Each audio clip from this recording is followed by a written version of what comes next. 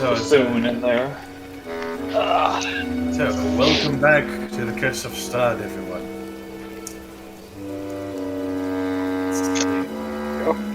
Last time on Curse of Strahd, the party has come to participate in the funerals of the Burgomaster and of Lady Fiona Wachter.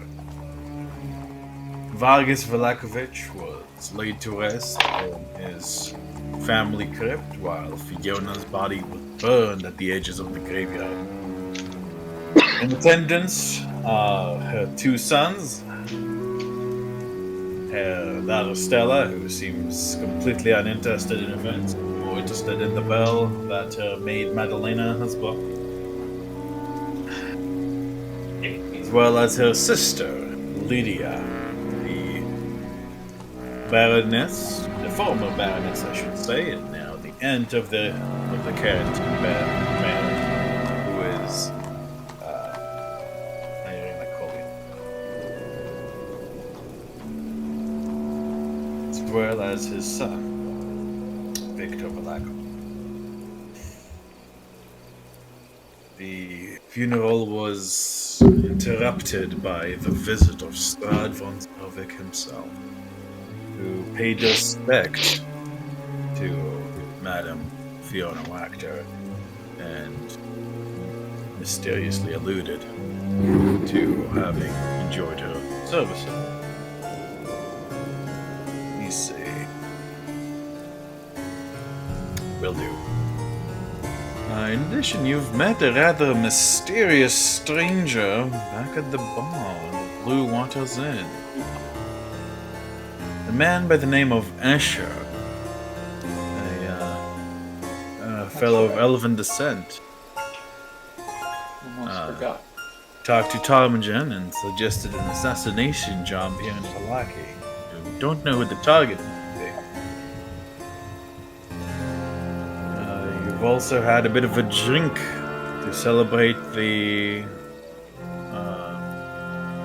appointment of Irina as Burgomistress, and had some scumble. You guys are still kind of feeling the leftover buzz. In addition, Mother Lucia entrusted the party with the bone of Saint Alan, a holy mace that was passed down by her church. It used to belong to a powerful cleric who came to Barovia to fight Strahd. Last but not least, Irina has gifted the party, the Grey Company, with a base of their own, a former guardhouse in the southern end of town.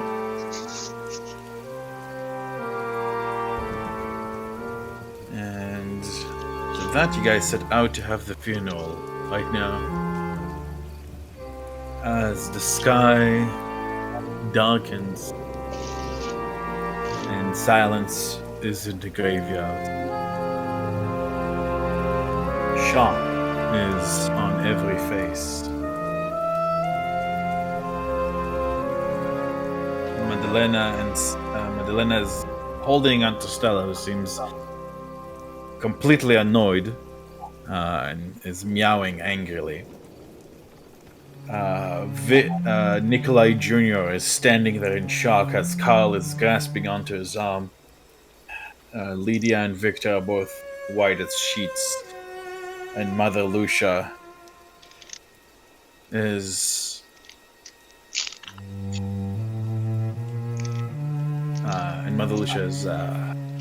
breathing hard, scared. Yeah, what time is it? Let me see. I believe the time right now should be about 6 p.m.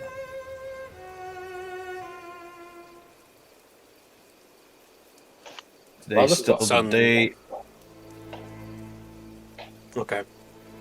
Today's still the day after the festival, so I believe today is Monday.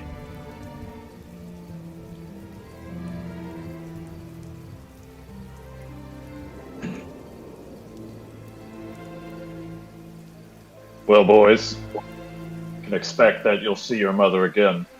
Maybe sooner than you'd like.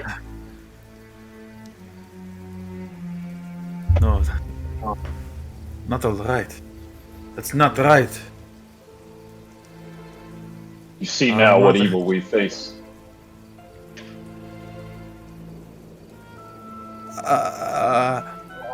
Carl speaks up.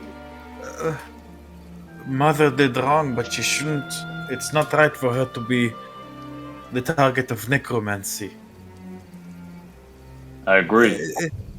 This is what we're trying to stop. Nikolai kind of shakes himself as Mother Lucius comes forward and puts a hesitant hand on the shoulder. He looks at her and then he moves his shoulder away, not violently, just away from her grip. And she lets her hand fall.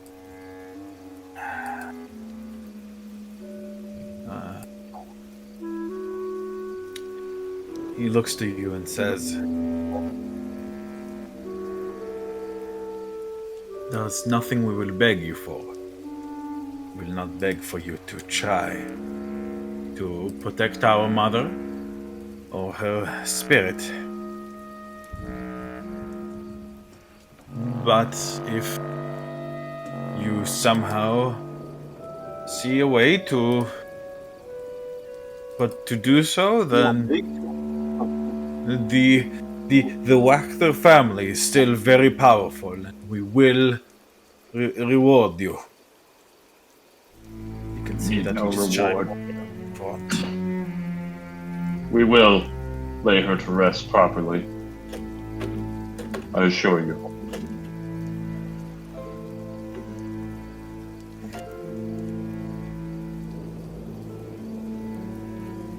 You're muted. I am. No, Not you. sorry. Tarmington looks at the boys, says, "I'll do more than that." Pulls a dagger out, kind of pauses, draws it across the palm of his hand, drawing blood.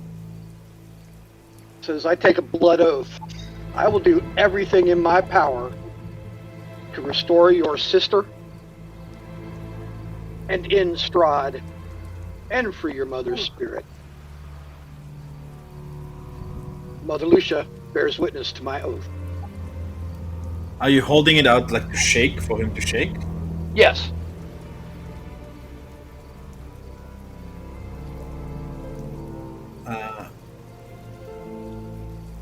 Nikolai Jr. looks at your hand and looks at you, Tarmogen. You see his lip curls back. He opens his mouth to speak before Carl steps forward and takes your hand and shakes it with a grim expression. So I look at him and go, "That is what broke your mother. That was what killed her. I simply removed what was left," as Fisk said. He bites his lip, looks angrily at Carl, and stomps away. His aunt, he shoulders past his cousin, who still completely stands there, completely shocked. His aunt Lydia turns away. "Nikolai, wait!" And he breaks into a run.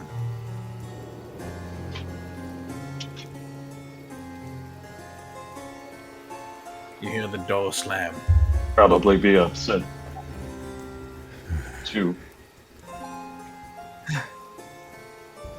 Magdalena kind of drags Stella along. Stella is the only person here who does not look fazed at all by the proceedings of Strahd's appearance. She's just batting at the bell, which has broken now from falling on the floor earlier.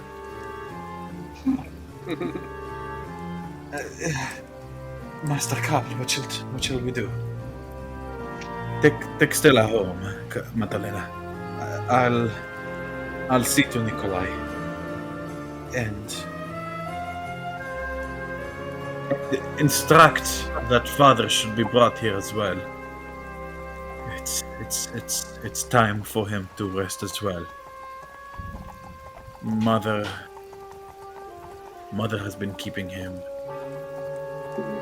fresh in her bed, and I don't think that's right anymore. At once, Mr. Carl. Come along, Lady Stella. Come along now, ding, ding. And Lena and Stella get away towards the church.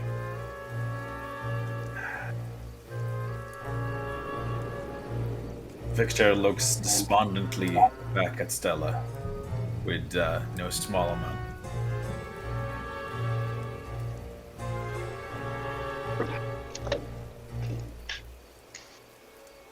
It seems that Lady Lydia notes it.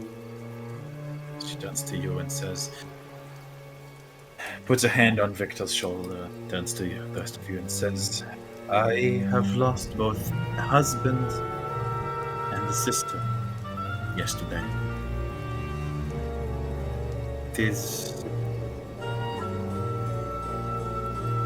with a heavy heart that I say this. I know that Vargas wasn't everyone's favorite, but he did have the goodness of this place. See the man that so reviled and plotting. Yes, I know it is unfair. I know that you are not Baroque. I know that you're not Vallaki. You're outsiders and you may not have been treated proper respect, but I beg you, if you can, avenge Vargas. Please.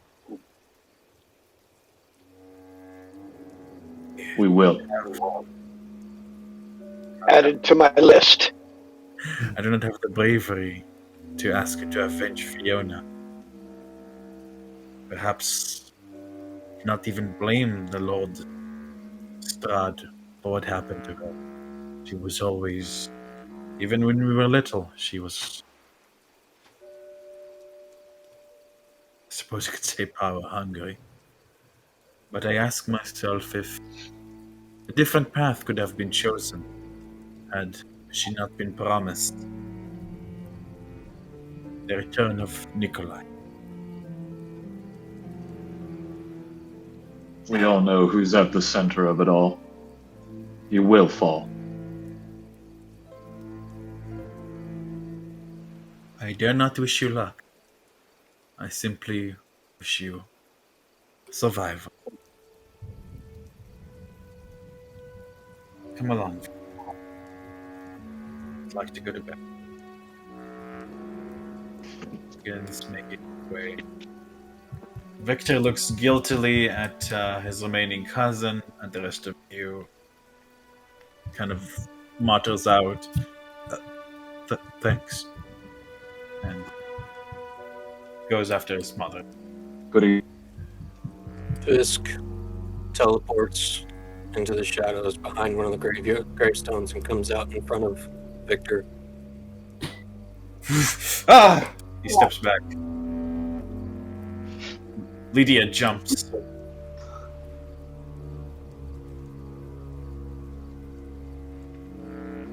You can now focus on Stella. Of course, Stella, yes. I am making every effort to find a counterspell for her condition. Do not let pride get in its way. Ask for help if it needs it. Well, the only competent spellcaster left in town is, I suppose, Madame Falda. And she's not too fond of me, but I suppose I can try.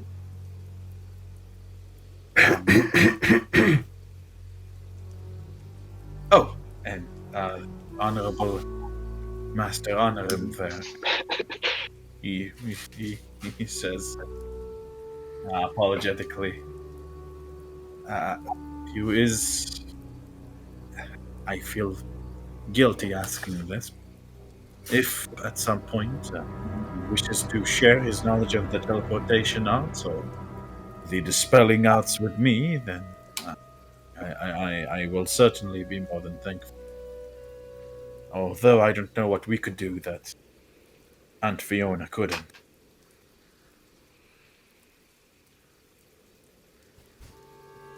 Look at the look at the lady.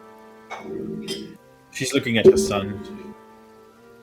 It's hard to read her expression. And I step forward until she's looking at me. Her face turns to you. She looks like one of those women who, middle age. She's always kept her appearance, her figure. But now, she's not wearing any makeup. She's not wearing makeup. She's not wearing fancy clothes. It's just a regular black shirt.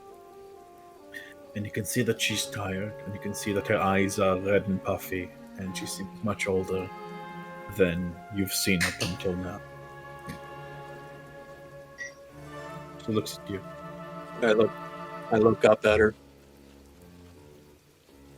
Much of Vargas' strength, we are sure came from you.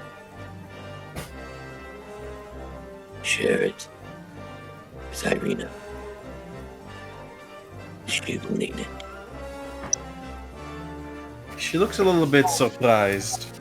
And then she gives you a little fragile smile and says, I was intending. But thank you. It is good to know that my niece has such good companions supporting. I turn around and step behind the graveyard stone and walk to the rest of the group. Carl, I won't ask you to like us or even trust us. Please let me know if you need anything.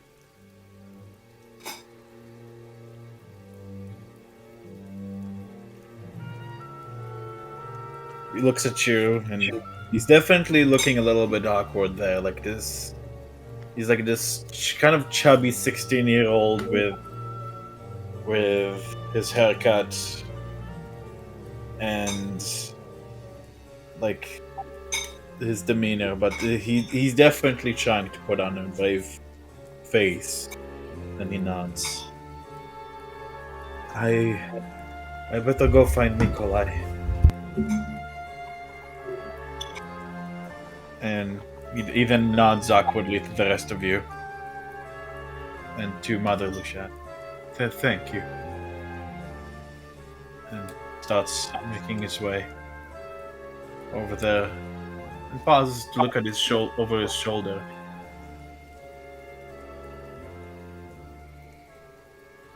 And then continues walking.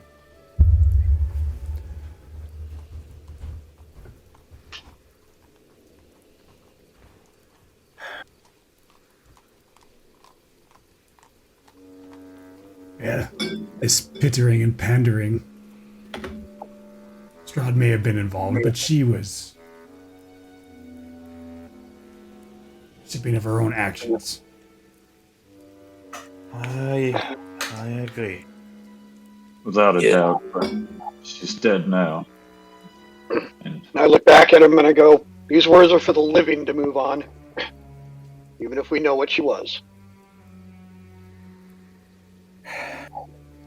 her actions shouldn't cut family, despite how wicked they were.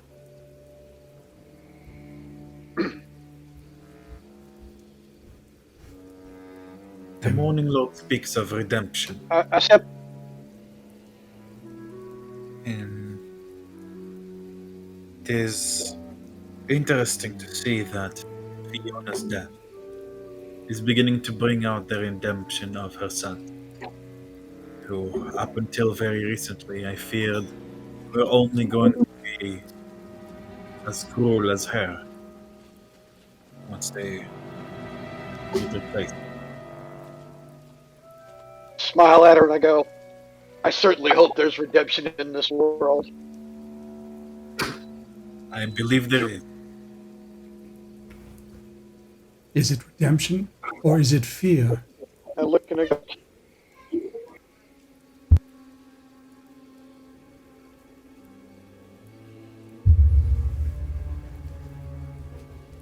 Fear of becoming the undead.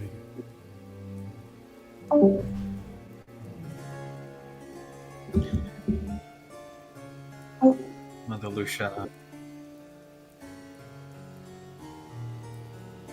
sighs and says, I choose to believe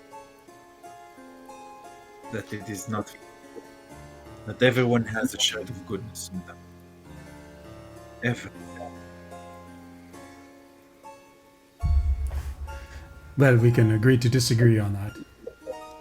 That is fine. I have bitten my tongue. Not. Well, if there's anything else I can do for you, gentlemen, it's time to make sure the children are in bed and get ready for the preparations of the evening prayers. If you ever need anything, you know how to find us. And you, me. Stay safe, my friend. For all of our sake.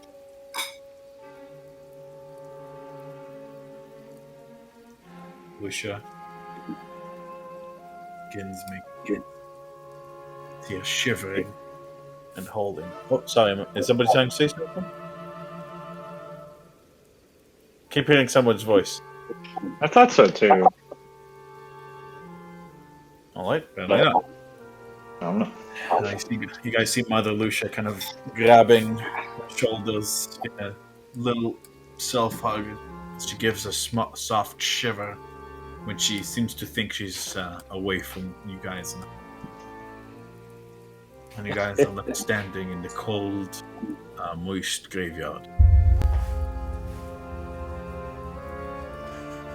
But I guess my fears of her bones resting in the same graveyard as Thomas has been remedied one way or the other.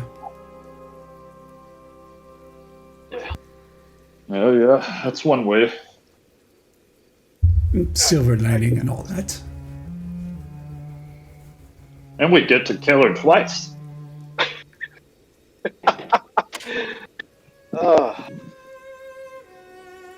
Darwin just kind of shaking his head. I guess it's time to go. Wouldn't mind being on the open road again. Is this place any more dangerous at night than day? Or does it even matter? True for just about everywhere in this damn place. But I'm not sure if it matters either. We leave tonight or tomorrow morning. We can always break in our dusty new beds first. I don't. One night will make a difference one way or the other. I do have a bit of studying I wouldn't mind doing. There's a particular book I'd like to read. Darmson looks again. We've earned a night in a bed. Agreed. So yeah. Do we have to pay for this bed? Oh, Well, say we we've been already given the did. house. We already paid for it. Or Arena did. But either way, it's ours now. We earned it. The blood price was paid. It is ours, basically.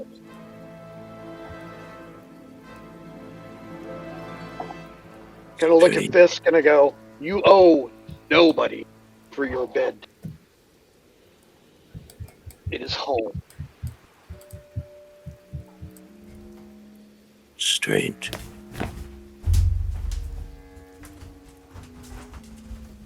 Out of character, do you sleep on the bed normally? Me? Yeah. No. I figured as much. Every time you've seen me, I've always, it's always been under a bed, one of yours. You have a nice bed to sleep underneath then. The best.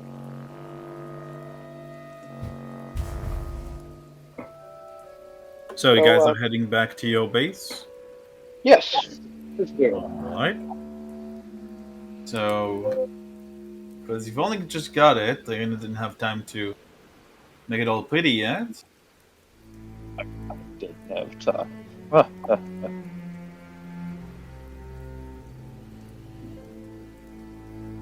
Here, and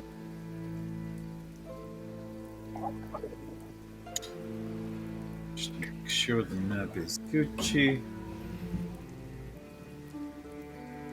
Oh, we get a Gucci mansion? By the time we're done decorating, Instead of Gucci, it's Goopy in Barovia. Goopy. But Alrighty.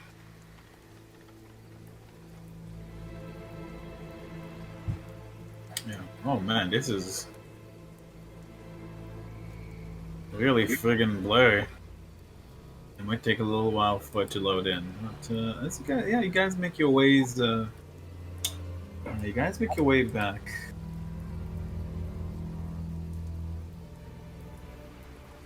Make your way all the way from over here. Oh, sorry. From the church. Yeah, and you guys see those stocks that were on street corners are being dismantled. No time.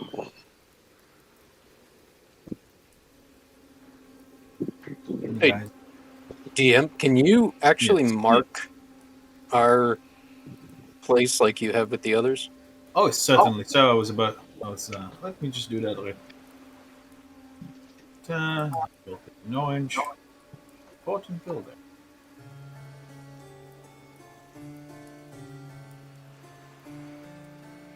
Hope I can remember which. I think it was. you had said right that yellow roofed building. You kind of pointed to just below that. Yeah, that roof right where you guys are standing. Pretty much, yeah. It was just between there and the wall is where you had pointed to. Yeah. I rewatched it. Cool. There we go.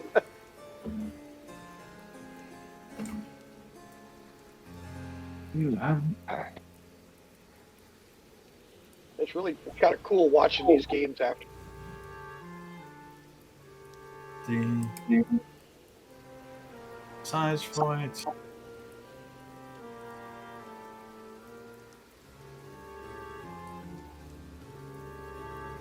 Are you watching the last game while playing this game? Me? Who else? Oh. Almost done. Just 1 second, boys. That would get so confusing so quickly. Right? Oh my god. And there we go. Oh, that rocks. All right. It's official. Noise. And sure that's map layer. There we go. Yeah, you guys should be able to see every single important location on the map. Yep. Silver Cloak, Burgomaster Home. There are places where I might have forgotten to label them, but do let me know. But yeah, not every place is gonna get a label because otherwise, I get Yeah, crazy. like sewer entrance. Who cares? Yeah, gotcha. Alrighty. You guys are now. Just had it. Player home. Yeah, you guys see three guards that were left stationed here by Irina. One of them is having a meal over here, while this one's smoking a pipe, and the other one is leaning against the wall. Seemingly, it's his turn to guard while the other two are on their wake. All three of them get up and give a salute when you guys arrive.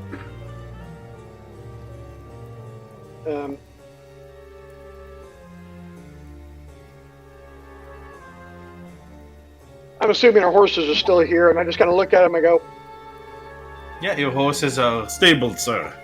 "Oh, thank you." All right. Relax. There's nothing here besides us to keep safe. We're not leaving anything here important. Tell your men to enjoy this duty till we get back.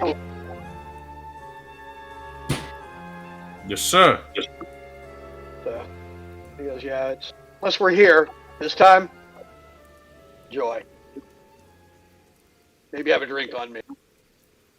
And Thank I'm you, just gonna go sir. upstairs. I'm gonna go upstairs and find a bed.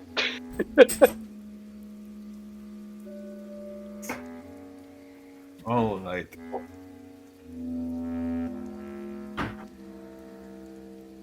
What I'm gonna do is you can make the map transition so you guys can simply move on to the next floor yourselves. Oh, okay, yeah. Move the dynamic lighting over here altogether.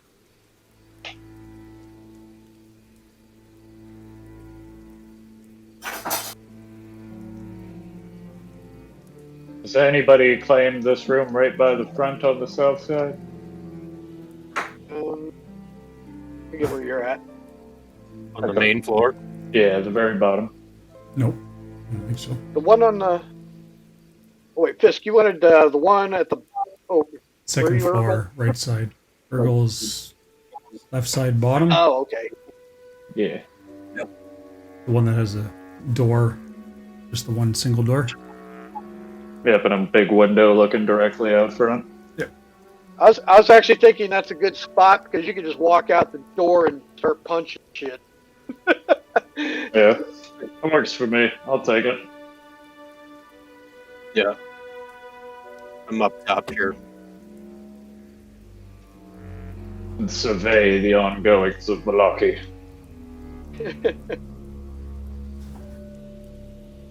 Bring thunder down upon anyone who defies me. That is my room. I'm gonna say. And there's the storage There we go. rooms, there's offices, meeting rooms. I'm gonna sleep where I can keep an eye on the death magic guy, but You can see that that corner. you can see that the rooms have been, the windows have been opened. As much, like there's some dusting's been done. There's still like a lot of dust and the smell of an old place that hasn't been open in a long time, but it's helped some. All right. There at least comes with the somebody sweet has joke. at least put new sheets on the beds. See how it looks after we've been gone a week. Mine came with a pretty sweet rug. I grab an apple from the kitchen on the way upstairs. Yeah, but excuse me, I've got some reading to do. Wake me in the morning. Someone? Varys says, "Will do." So after all drinking last night, I'm just going to bed, and I do the same. Alrighty. So everyone's going to bed? Yeah. I'd take some time, maybe about an hour. I walk around the grounds, just looking at everything. This place Walk has a lot of old history. You can tell this is probably one of the oldest buildings in Vallaki. I'm just taking it in and kind of coming to terms with the fact that it belongs to me and us. I walk by the horses. I don't do anything. I just walk by and look at them. And I make my way up to my room. And I walk into the first room and I see it empty. And I'm just start thinking about things, possibilities, ways to show appreciation to the company, to Irina. And then I walk into this room and think, this is big enough for me to put some stuff in there to beat to hell. And then I walk into the last room and see a bed that's mine. And I crawl under it and curl up.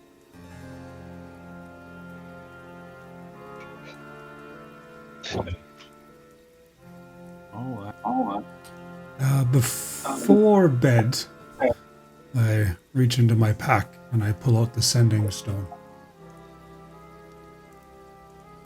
Sending stone is warm in your hand. I basically give an update of what's happened since he left, so he knows what's going on in Vallaki and what our plans are to head to the windmill.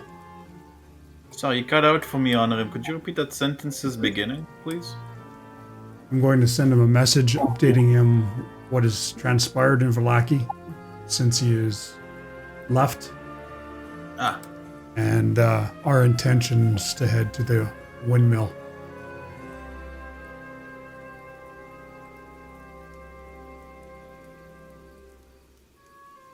Alright, you get a response. Understood. I have a bit of an issue here that we need to take care of, but we'll check up on you.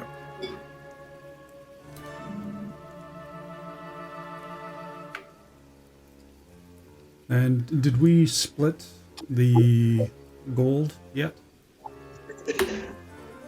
Ergel has it in the bag of holding. How much was it again? It was a lot, right? 4,000 gold. 4,000? Fucking God. 800. That's 800 apiece. Yeah. I definitely didn't put that in my pack. I would have known. God damn. Alright, I think we should stop at the shop for potions in the morning. Like getting a gallon of milk, baby. Do we split it up before we all go off to bed? I'm fine. We can all access it as we need it anyway, and we know Yeah, our we can share, split it. so... We wake up, split it up, head out. Right. We all have destinations in mind with gold in our pocket.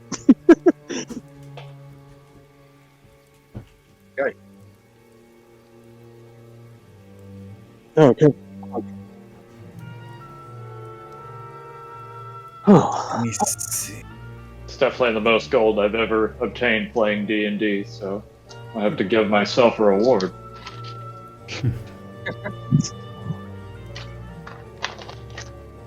That's a surprising amount of gold. Yeah, Ptarmigan's resting easy. you've been fair, roll but up, worry it's about his definitely been shoulders. tight for us till now. It's like the first time we've got this much money. Like, I know, it's just like, whew. It's definitely the most gold that Fisk has ever seen. Yeah, I mean, this is... Ptarmigan takes money into consideration. He's like, oh yeah, we got What makes this this. city ours? We're gonna open the business district up. Buy a shop out there, you know. I just want to skim their profits. That's why I want to talk to the spy. Like, I know you got a grift thing going. Cut me in. I'll leave everything alone. You should like make up a magic show involving electricity and put on shows. Let's see now. Ping one is. And alrighty. Okay, no problem. Definitely can do. Alright, you do so. Okay, so is there anything anybody would like to do before bed? And if not, we'll move on to our sleeping time. Sounds Just good to do me. my regular basic exercise routine of like push-ups, crunches, and sideways kind. You know, I haven't had time to do it lately, so now's the time. Never thought Urgle, but yeah, he probably has a routine. He's a friggin' with what he did. And he has to. What with all the excitement? Just probably going to stare out from underneath his bed, just curled up, thinking for about an hour before he finally falls asleep. There are a lot of dust bunnies under their Fisk. I'm comfortable with him. It's a nest. It's the Durst house all over again. Yeah. Speaking of the Durst house, I believe it's Urgol who's holding the Thorn doll, right? I actually gave the doll to Varys. Harris had it because he was getting nailed. Yeah, he had Oh, like that's 3 or right. some That's shit. right, I was he like, was. yo, take this. I was concerned about it. He was having some bad luck with them dreams. Alrighty. I think he was finally up to 3 levels of exhaustion. It was like, Yeah. He got like one of the potions, I think, but then I was like, yeah, take this too until you bounce back. Ah. Then we had the booze that With that, I'd like you gentlemen to give. Yeah. Yeah, that's right. No, you guys have junk quite enough, so I don't think you're gonna need it. Yeah, the skooma. Not Do I skooma. need to? No, wait. No, I'm confusing myself. That's the wrong effect. Why? wrong game. So, I'd like you gentlemen to give me your saving throws, and always, the DC is affected by the day's event. Since the day has been quite good, DC should be pretty low. Do we suffer having drank that?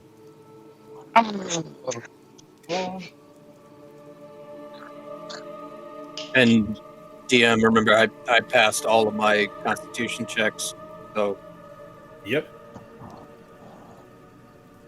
You have to roll for me. I trust you. Makes it even more fun to.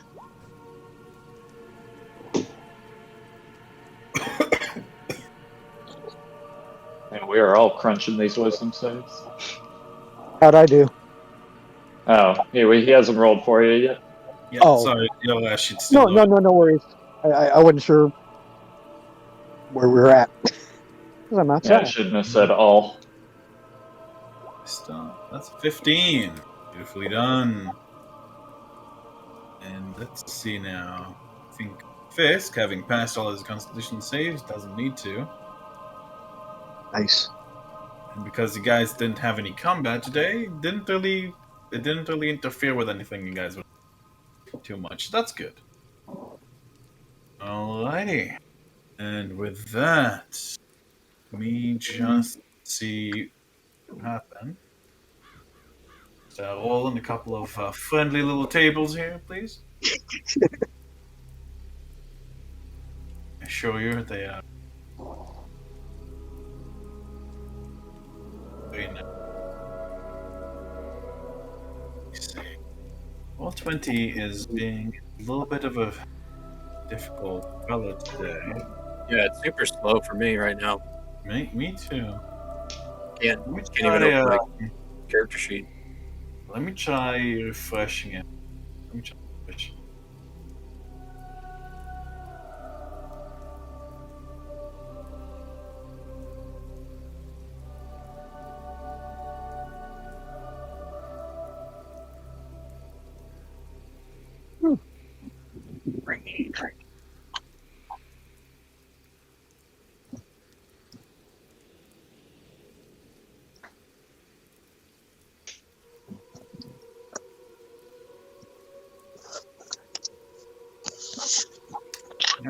Being slow as hell.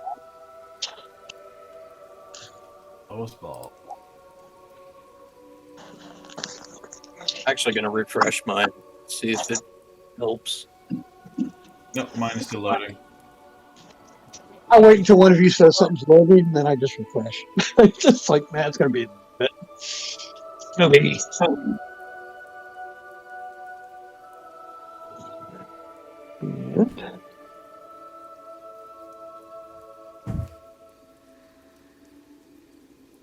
Oh. Let's see.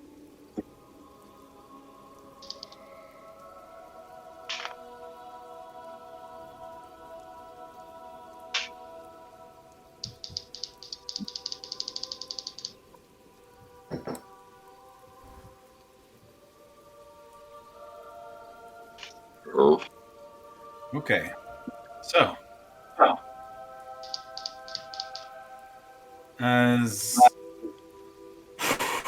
as you guys all settle in to you try your best to simply enjoy the nightfall.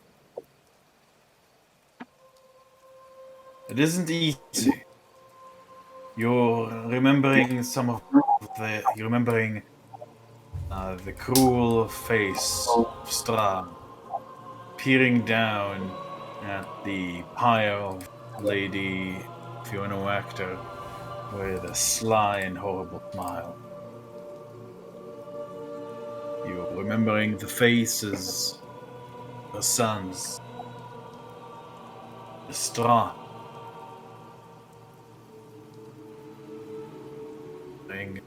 Lydia's expression. However, all of you do get a fairly good night's sleep. Any of you who had levels of exhaustion, you can remove one, except for Orgol. Orgol, this bed is just so warm. You're way too hot. Like, you toss off your blankets, you toss your pillow. You feel like your discomfort goes from warmth to being hot, and you can feel yourself drenched with sweat all over until it's starting to really burn. It feels like hot metals are being touched to your body. It hurts. It hurts. It hurts! And then you open your eyes. And what surrounds you is a landscape of fire. You are at the top of a cliff, surrounded all around you by tall walls of flame.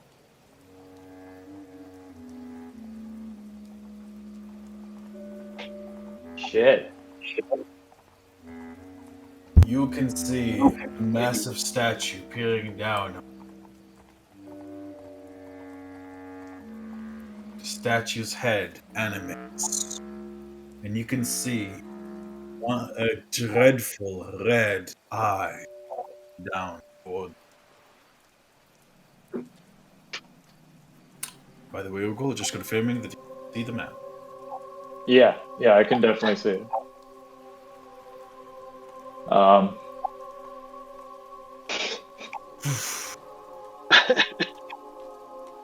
Urgal.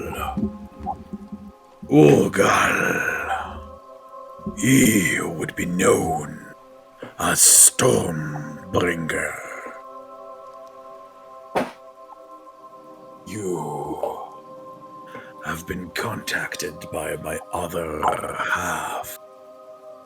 The voice is like the hiss of flames, the crackle of fire. In it, you can hear the tumbling roar of older warriors, gone now with time. The voice fills you at once with both pride and fear, like it's threatening something deep inside you.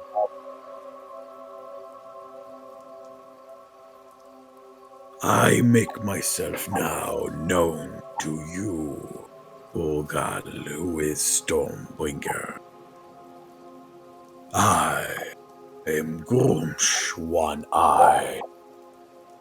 I am the fire in your blood.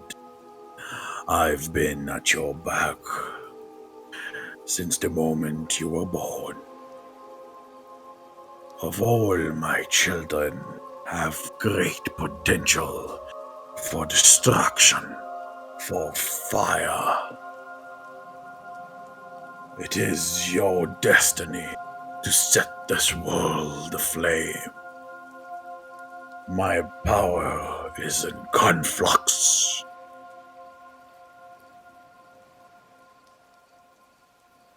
Do you understand me, young orc? No! The flames grow hotter and brighter all around you. You would dare defy your blood. I made you. I helped you survive. Do you think my weaker half has what it takes to carry you all the way to victory? You are mistaken! Your destiny is fire, and you will burn! You are consumed by flames, Urgal. You screams as the fat boils off your body. Your skin is scorched off your bones, and you can feel your eyes boiling in the skull. You awaken. The phantom of pain already gone. You can feel the bed drenched with your sweat. However, your skin feels dry, tight, and painful. And when you look at your hands, Urgal, you can see that there's burn marks all over your arms. I'd like you to take a single point of exhaustion for me, please. Alright. That makes sense. Yeah. Ooh. Out of curiosity, were all of you able to see that map? Or just Urgal? Yes, we all were. That was Yeah. great. Okay. You know what? I suppose Really, that's really well done. fine. Thank you. It was You worth sucked me watching. in there. That was good. Alrighty. And with that,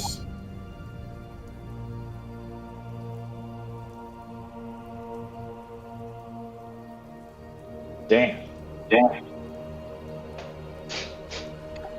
morning arrives. And I need a little sip of water because that voice was a little stressful in the vocal cords. I bet.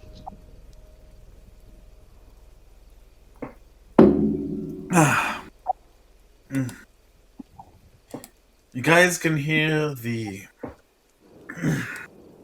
calling of ravens, almost replacing the sounds of roosters in your mind now. As the morning sounds of Vallaki begin replacing the sounds of night. And speaking of, I'll different.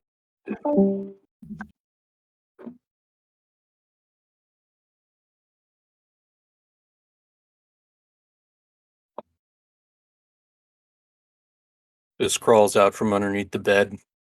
Does one of those really big, long cat scratches with my ass way in the air, scratching the floorboards.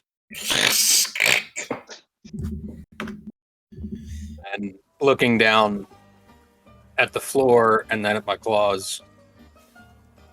And then I leave, making a mental note to put a scratching post somewhere.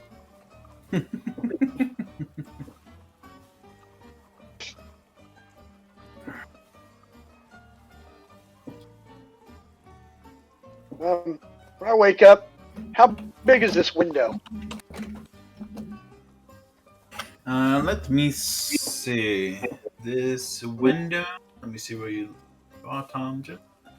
Very top. The thing you're right next to right now is not a window. It is, in fact, a large fire. Oh, that's right. Okay. I'm gonna pop into the office here. You if you want to look outside, you do have these slatches. I think that's what's called in Yeah. English. Murder holes. Murder Alright. holes. That's a cool name. That's what they're called. They're called murder holes. Badass. Lady. Yeah, basically, wake up, get dressed, go down by.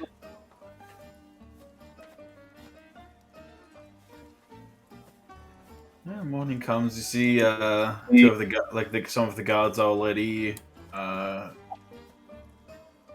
here and starting their shift fairly early. You see, actually, one goes off to feed the horses. Okay. What's our? This sound weird. What's it like behind the house? Is there another house right next to it since it's built up now? Well, let me just have a peek at the town map, and I'll tell you in just a second. There is a house, some like maybe 15, 20 feet away. Okay, so it's built up. All right. If let me take you to the town, you can see like where the other house is in relation to yours. Okay, yeah, that's what. Okay, good. All right. Anyway, I'm just gonna sit out there and lean out there and watch the traffic and the people going by. Look for Crow. It looks like it's a good really, distance. Yeah, there's really not much to see, honestly. This is a fairly quiet place in the town. Like the market, the noise I was describing earlier was coming from the street that was a bit of a walk up to the north. The closest thing you guys can see, actually, you guys have a very good view of the back of the wall that surrounds Vallaki. Okay. All right. Nice. That paints a good picture in my head. Thank you. And to the left and right of the house, to the right is a stable, right? That's where I saw the horses. Yep, there is a stable there. To the left, is there a small building? Is there nothing there? What's to the left? Let me see. Yeah, there's just a roof line. That's all we really know about that.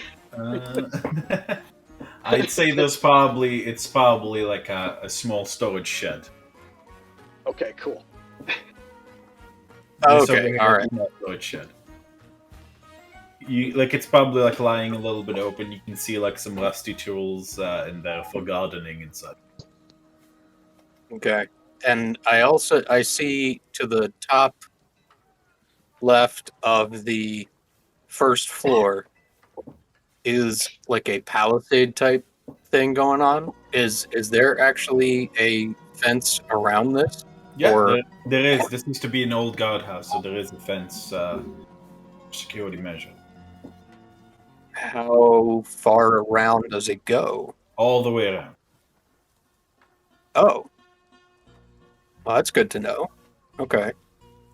So the only entrance, so you have to actually go through a gate in the fence to get The to house the gate. is the The house itself is the gate. Like you haven't, like Fisk, if you look over here, like there is an entrance over here.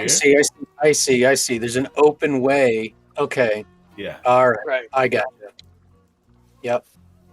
hmm Oh yeah, there's all kinds of stuff we can use this thing. Yeah, I like it. All This is right. fun.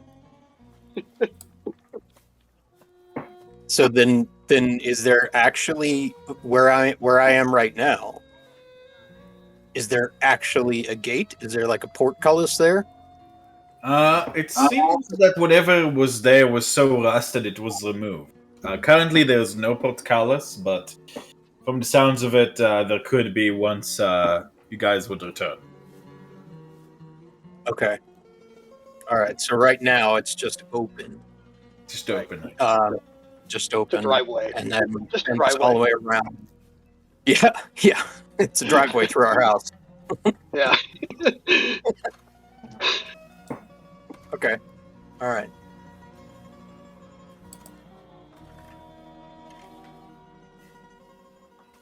So then I go to the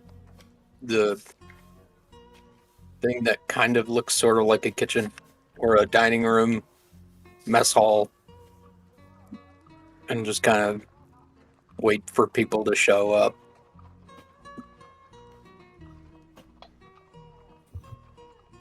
Alrighty. Wait for the rest of the party. Alrighty. So, guys, what is everybody doing as the first days of morning on? Guess I'm trying to find a sink to wash the dead skin off my hands. Let's see. There's probably you'd probably find a barrel of water in nearby storage room. Probably a rain barrel. Yeah, Aha. or like rain barrels. Yeah, like right now, like where you are standing, like you can see like that's some barrels have been brought in full of water. You can use it to wash your hand. Alright, yeah, I'll do that. Make sure you put a label on it saying "not drinking water." Yeah, your hands are raw, and you can see like this the burnt skin sort of sloughing off. Like so, Damn. under the Definitely green, there's a not. bunch of pink exposed. Oh. Yeah, I'm gonna pop the barrel open and wash. Well, I'll pour some on the ground, I guess. I need like a bucket. Is there a bucket in this shed?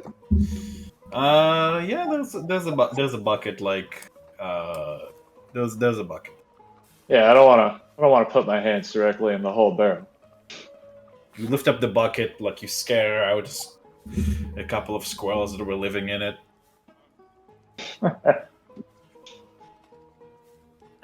I'm gonna pick this barrel up and pour some water into the bucket. Put it back. Well, not pour it out.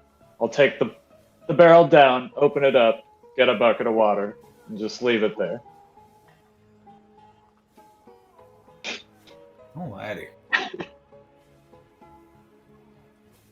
You know, alrighty. That's been. There you go. And by the way, those of you who posted horse arts, that's 3 of you. I've put your horse tokens on. Nice.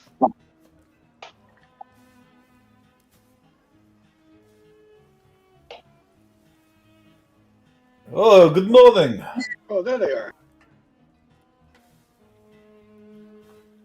I honor him, and Tom you're bade good morning by the gods who see you. Horses all brushed and fed, sir. Excellent, thank you. Your name, sorry? Slavikov. I look at him and I say, do we have a picket rig we can take with us so we can tie him in the woods? So you're gonna have to tell me what a picket rig is. Picket rig is when people are traveling by horseback, like with 6 horses, it's a rope that you hang from between trees, and the horses are all tied to individual ropes to that. That way they can run back and forth a little bit. Oh, Like what you might see for dogs. Oh, like a Right. leash. Yeah, basically, yeah. Yeah, it's a leash, but it's like the leash hooks to a line that's stretched between two trees. What? Certainly, we have already. We have it on the wall. All you need to do is just tie it to the hose. Cool. Yeah, because that would be pretty normal for a stable to have. So Mhm. I'm gonna start packing my horse, saddle it, and do the normal stuff with it. Yeah, the hose moves its big head into your hand. Certainly affectionate. Go about the routine of getting all my gear in, bedroll and all that packed up, Yeah. and horse. Yeah, alrighty. So you guys all you guys get your breakfast in. Um, probably have to make it yourselves for the first time in quite a while.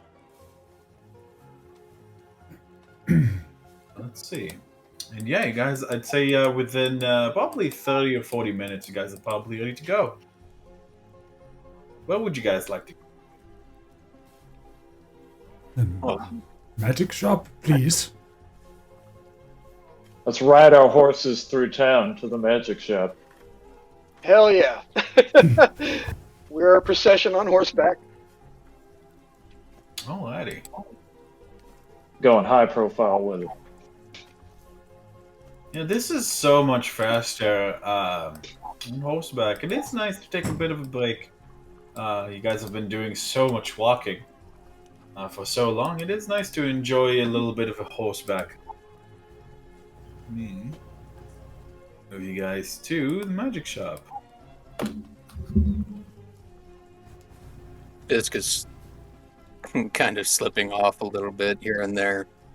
It's good to get the practice now, Fisk. And I do have a new token for the owner.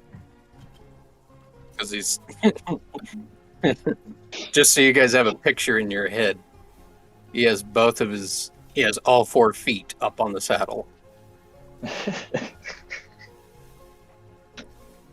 Yeah.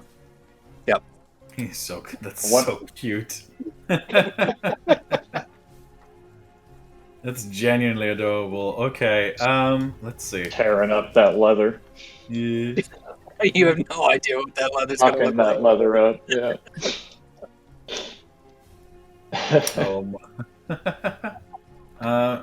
Let's see. Can you guys see the new map? Not yet. Nope. Hmm. Nope, still at the Alright, base. Let me try to refresh my old. Ah.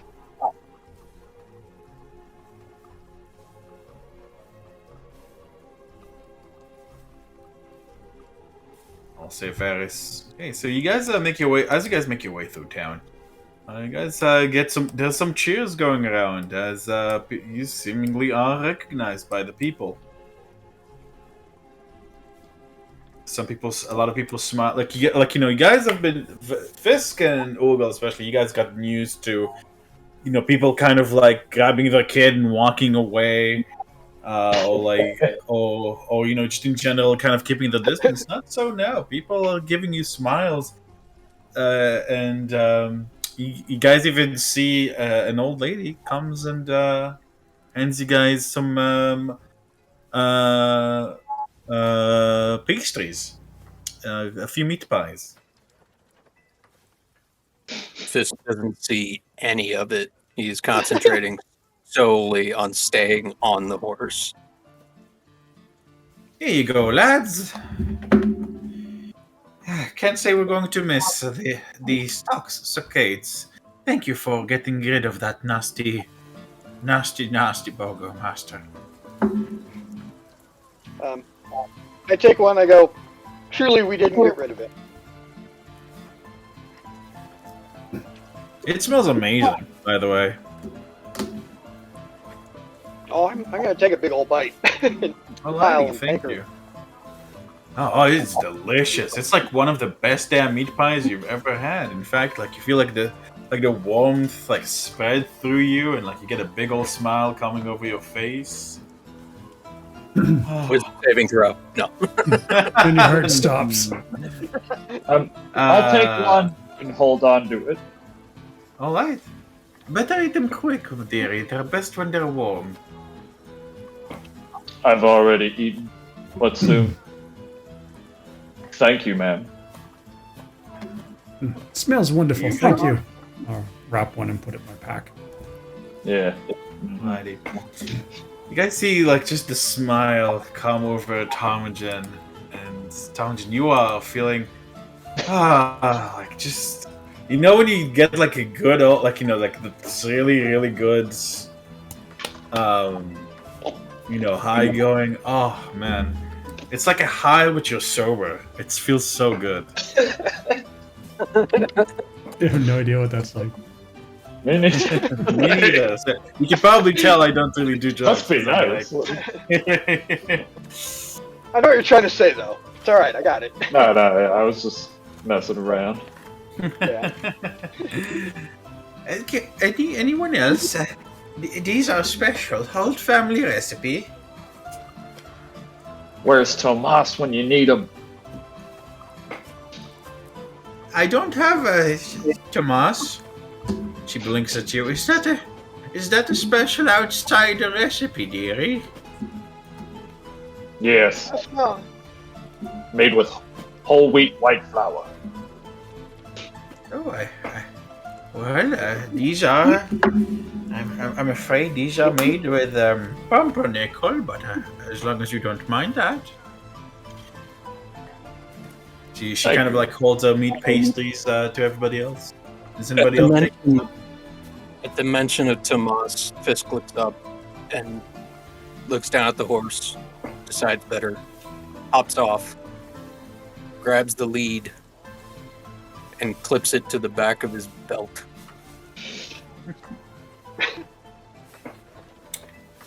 And goes on all fours himself and just leads the horse that way. Well, good day, dearies. Thank you. Thank you again. Thank you. Alrighty. Says super awkwardly.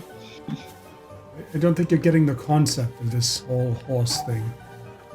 Yeah, you guys see the old lady turn a street corner and disappear from view. After offering some other people a meat pie. And let's see, you guys can see that every person that had it has a big old smile on their face. You guys kind of have to. In Ptarmigan, you follow the rest of the party and just you are having the best day ever. You guys eventually reach the magic shop. And now I miss my grandma's pastries. Me too. Alright, you guys enter the Madame Mafalda's shop, and you guys can see Madame Mafalda, who has a shiny new token. Here it is. Let me make it big for you. Nice upgrade. Like, Yeah. Yeah, I realized she looked like a generic old woman, and I noticed that I was using her where I wanted, not to have that. So, yeah. As you guys enter, you guys see. There are a couple of other customers. There are a few other customers here already. Ooh. We're using the thing. You guys see a woman in what seems to be a rather exotic dress and jewels and an expression like somebody smeared something foul-smelling under her nose. Judging by the expression she's sporting as she's browsing through the books. Opposed to that, there are two fellows in almost complete size, height, and dress, wearing silvery masks. Examining the scrolls on the other side.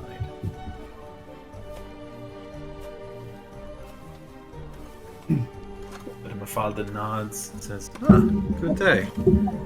Wasn't sure if I'd see you here again.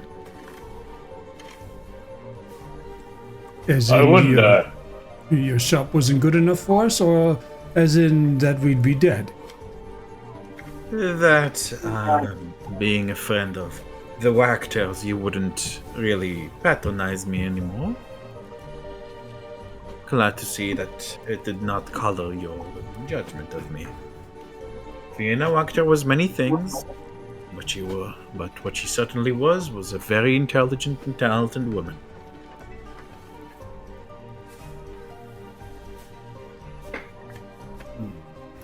Yes, of course.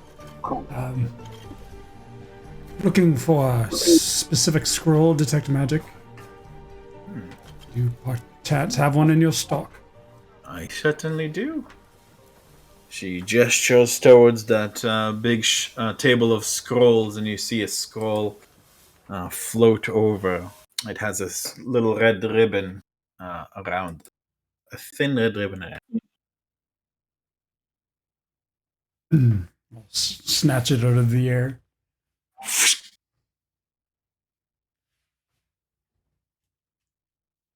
And your price? 75, Lord Deary.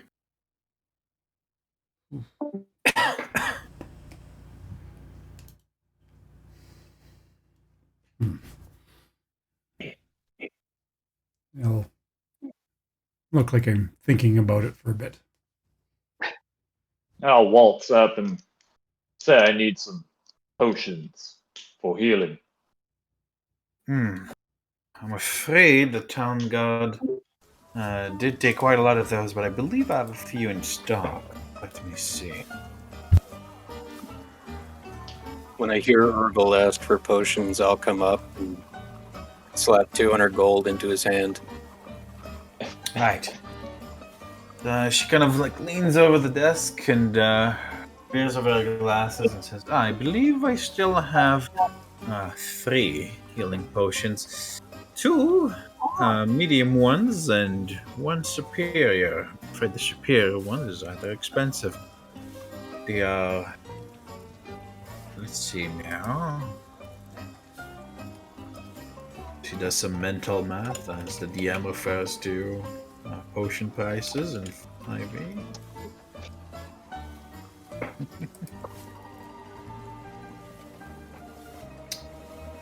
Right, yes.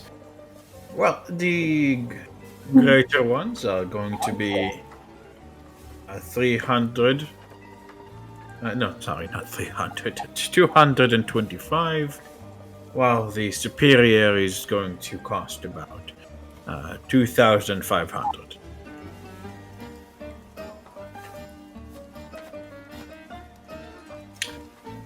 So 250 and 2,500.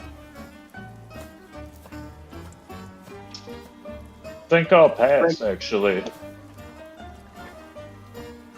I understand these things are quite hard and costly to brew. If you had any. How many graders did she say she had? She had 2 greater and 1 superior. Graders are 44 plus 4, and superiors are 66 plus 6.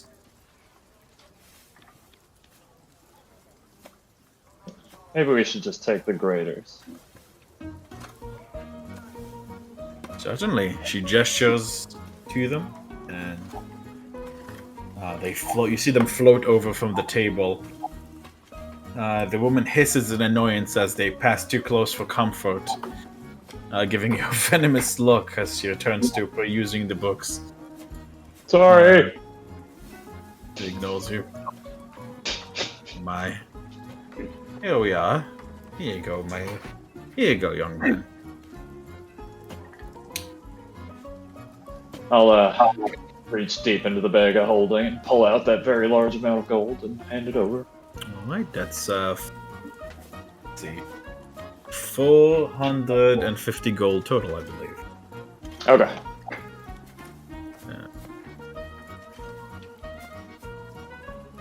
While he's doing that, Mm-hmm. Fisk wanders over to these herbs You see, and gives them a sniff.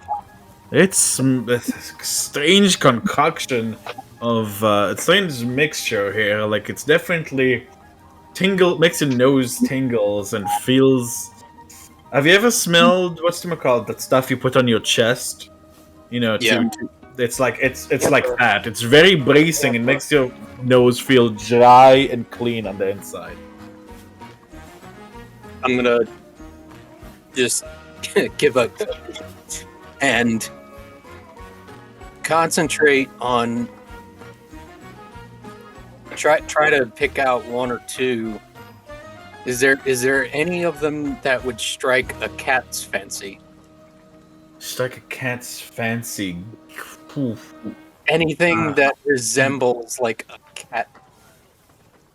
Yes, there's a couple that are very dangly kind of in nature. You know that thing that you like when you take a wheat and you dangle it in front of a cat, like on the floor, like you go on the floor, you sweep it in front of a cat. Yeah. There's a few of those.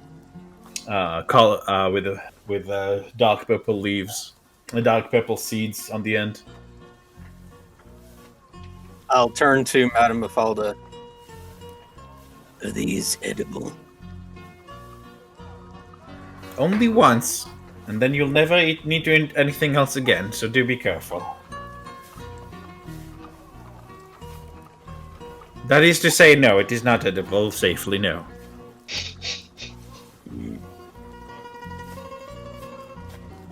I look very longingly at the smell and I walk away.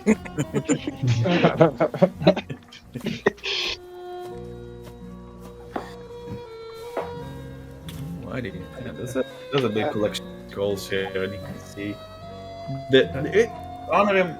I'd say that you can certainly notice this since you're like at the scroll table. You can see that these two guys are exchanging, like they're not saying a single word to each other, but they do like like they're looking at each other, occasionally exchanging a nod or a shake of the head as they go scroll by scroll, apparently looking for something. Are these scrolls just alphabetical or just a heap? Categorical and then alphabetical.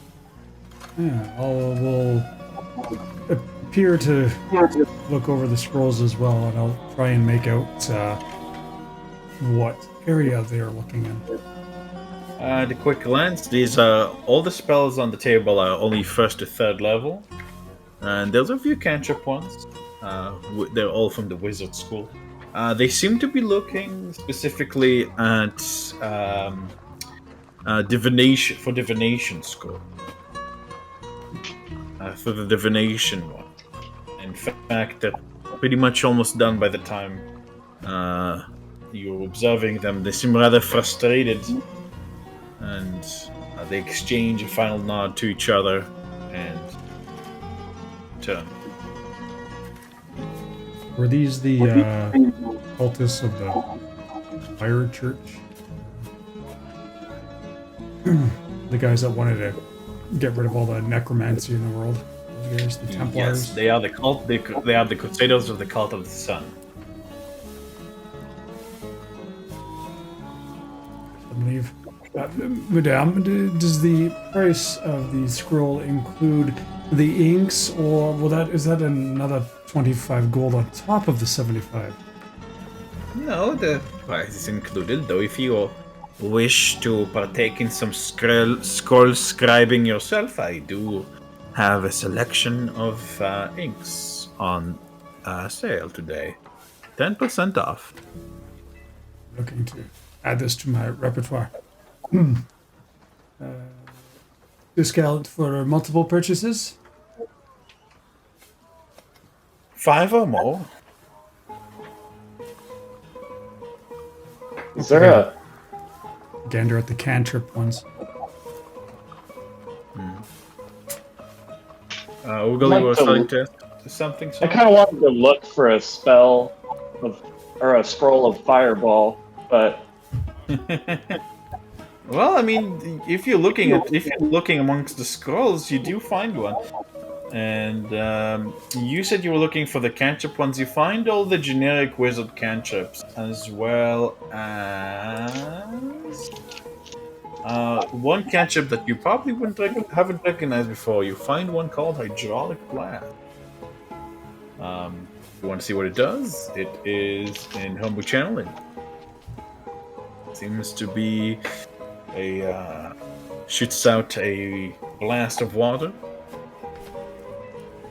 drenching the target for a little while. And you also see one called Sand Blast. It seems to momentarily. It's basically, as you read it, it seems a little bit silly. It's basically blasting some sand in the creature's at a creature, and if it gets in their eye, then it will annoy them for at least a little bit. Annoy them or blind them? It will give them disadvantage on a single attack. Fucking same. And the price of the cantrips, madame? Jesus Christ. Sorry. 50 each.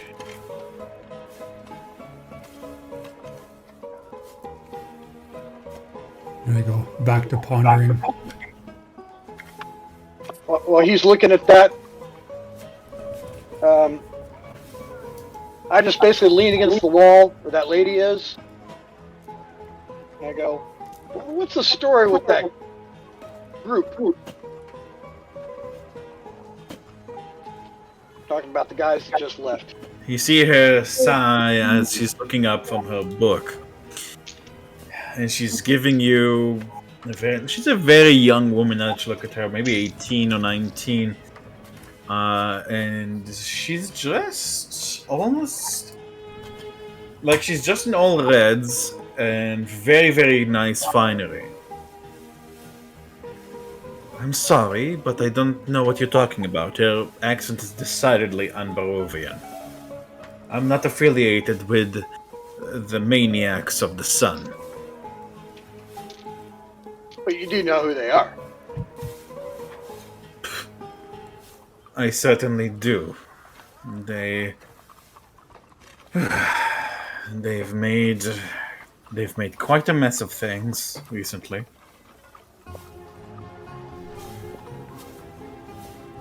Well, if you need anything later, you'll know who we are, so don't worry about it. And She That's squints at you like and she says, "Pardon me, but I already have a husband." And she walks away. that signal. All right. She certainly seems to be the kind of person who has a shady mood and makes it everybody else's problem as well. Clearly. Hard on me. You hear a small chuckle from Madame Falda. Just head over and wait by the door where Varys is. Yeah. All right. Whenever they're done, they're done. I'll say probably Varys. I'll hold something for Varys just in case he wants to do anything. Yeah, is there anything anybody else would like to check in or do? Yeah, madame, so if I were to take, let's say, 4 cantrip spells and this detect magic scroll, what kind of discount would you be able to offer me? Yeah, well, I suppose I could see myself clear to a 20% discount. Each one of those cantrip scrolls is a 50 gold, so that's 200, and the spell scrolls is... let's see, how much did I say it was again? 75. Alright, so that's 275, and let me just take out my magical calculator here.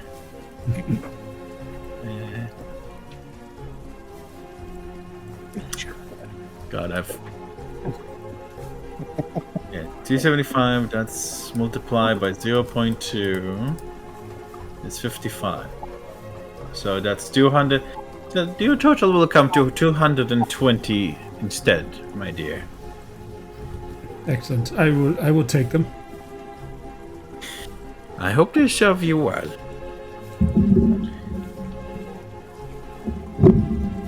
Fisk, you currently situated like at a display of spell focuses. Foci?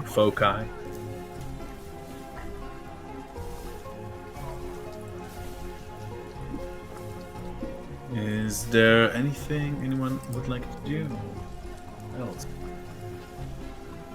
Magic? I think Okay. I'm all right. I'm gonna leave behind that scroll. Decide I have better and another- move on. I kind of have a shop I want to stop at, but I don't think you have a map. But I don't think we need it. I wanted to pop into the the Silver Cloak.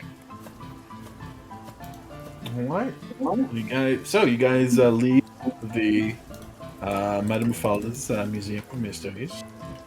And you go off to the Silver Cloak. You guys see, as you guys pass the Jurassic Stockyard, you do see that Octavio's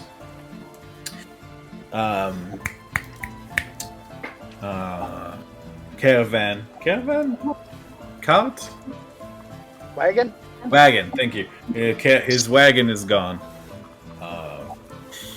You guys see people are still celebrating here. There's quite a lot of drinking and partying and singing going on. Oh, you'd almost think that there's some. I'd say, you know what? You guys could give me, what is everybody's passive insights? Inside. Perception? Passive insight basically works the same as Oh, passive wisdom. perception. 16. 13. 1. Wait, no, passive perception? No, it's 11. So Honorim, you could have think to yourself, huh? 15. Yeah, so okay, Honorim and Talmadge, you guys kind of think to yourself, huh? These guys singing is a lot like the Vistani singing you guys heard back at the camp. Even though those guys don't dress up like Vistani. Their singing certainly sounds like... Alright. You guys arrive at the, soon enough, you guys arrive at the Silver Cloak. It seems to be quite a busy day for them. As you see quite at least 6 or 7 people being helped. One young lady approaches you guys, with short-cut black hair. Ah, welcome. She seems to recognize you and blushes and gives a small curtsy. Yeah. How can we help today? Just a quick thing. You know our sizes. Brother Thomas is no longer with us, though. Just, I went to order 2 gray cloaks for each of us. We'll pick them up in a few days. So 2 gray cloaks or 2 great cloaks? Gray. Just gray cloaks. 2 gray cloaks for everybody. 2 gray cloaks. Understood. Nice one. Very clean. Very well trimmed. Of course. Okay. Do you have any preference? Would you like it from bear fur, wolf fur, rabbit fur, mongoose fur, weasel fur? Oh, wolf. Wolf is important. Wolf fur it is. All right, I'll let the Symptoses know immediately. Thank you so much. Is there anything else you'd like while you were here? No. That's it. That's it for me. Unless anybody else wants something. Hat to keep the rain out of my eyes. We have a selection of hats and hoods. Is there a particular style you would prefer, sir? One that works the best. All right, I'll get you the.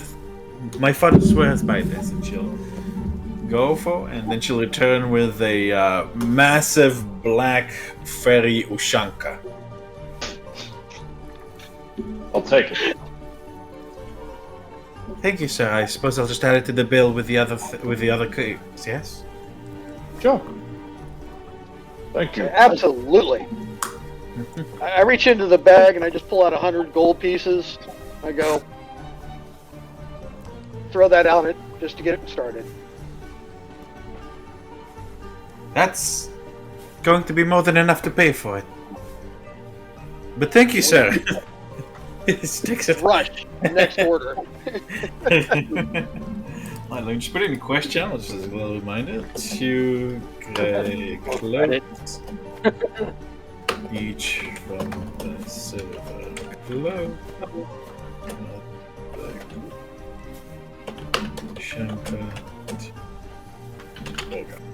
Alrighty. So, where would you guys like to head next in your little shopping? Done shopping. I'm ready The to go. You got somewhere to go? I'd like to head to Zlotty's carpentry shop. Alrighty. Let's see, the carpentry shop, I believe, was right here. Perhaps with the bag of holding, we should pick up some more supplies. Longer rope, maybe. The things you knock into stones to climb better. I'm not exactly what the words are for, but I've seen people use them. Hammers, shovels, pickaxes, those kind of things. You guys are passing by the general store. Well, I'll look at the group. I'll trust They you. don't, they don't have to come with us.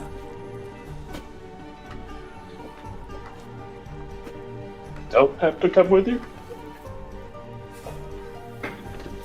We can meet them. Okay. I said I go, Urgle. Just go with him. I don't think he'll mind. I mean, if we're actually going to get pickaxes and stuff like that, we'll probably have to go to a smithy of some kind. That's general stores. Yeah? Maybe. I look at Ptarmigan. He has the bag. He cannot come. Oh. I have to come. Okay. I'll just go. It's fine. All right. Yeah, so we'll go to the general store while he goes to the wood place. Alrighty, let's start with the general store. Just in the interest of time, I'll say you guys are helped very competently and quickly. And give me a list of what you'd like. I do put forth that we, perhaps from our monetary reimbursements, perhaps we set aside a small percentage of overall, put them aside for general purpose items for the Gray Company before we divvy I it look up. at him and I say we need to catch up. So, yes. But we're not going to spend ourselves dry before leaving town, and then yes, we're going to be a little more stable. Agreed. Possibly 10% or 400 gold set aside for party items. I think that's perfectly reasonable. All right. Yeah. Whatever else is there. Rope. Yes. Yeah, so yeah, let's put. So in the interest of time, Yeah. let's put a Yeah, list. absolutely, of- absolutely, yeah. Yeah, in the VC channel. Okay. And then, what would you like from the carpenter? I'm looking for tools. Not looking to carry anything, but have it sent to the Gray Company. So if it takes some time to make a tool, or I'm looking to get tools to set up the shop. Okay. The assistant you're helping says, Master Zloty isn't here today. He's helping with most of the guys to take down the stocks. But, yeah, sure. Let me see. Since you're the ones who's giving us all this business, how about 50% off, huh? Let me see. Okay. We'll even throw in some wood for you, too. Hey, you know what? It's on the house. We'll take that to your company's base, then. I kind of look at him curiously, and I pull out 100 gold and I slide it to him anyway. Hey! No, you don't need to listen. I've spent more than a few days in those fucking stocks. It's on us. Come on. You're Good man. I hesitantly take it back and Thank you. No, thank you. I leave and head to the general store. Alrighty. Completely fucking confused. Well, as in he was explaining that. No. Adam gets it. I get Okay. it. I'm just fucking confused. Okay, no worries.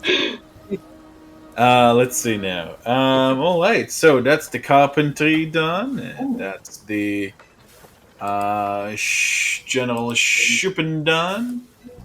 And let me see, Tampkins. The wall spikes for climbing that Honorum was mentioning. I'm not sure if Okay. that's the right term, but yeah. Yeah, I can look up how much all this costs over the break. Which, speaking of which, I think we might be good to take right now. I'll get myself a Good little with bit. that. Get myself a spot of coffee and maybe a little bit of tea. Maybe a bit of water. Alrighty. Hopefully.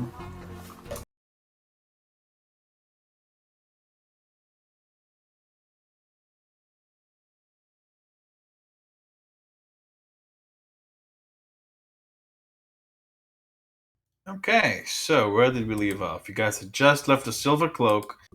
Where would you guys like to go next? I'm ready to hit the road. Yeah. Let's go. Okay, let me get. Let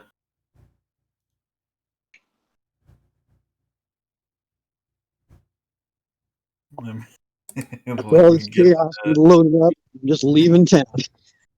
music. That's weird. It's such a loop.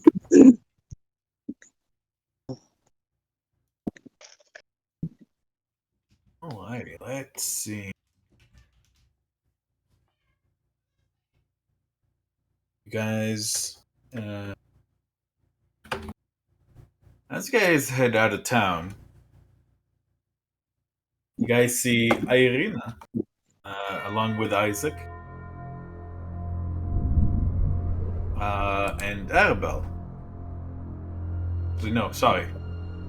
Mistake. Hold on. Nope. Sorry, got my notes mixed with another game. My apologies. Disregard. You guys see Irina and Isaac waiting for you along with some of the other town guard at the entrance there. Okay.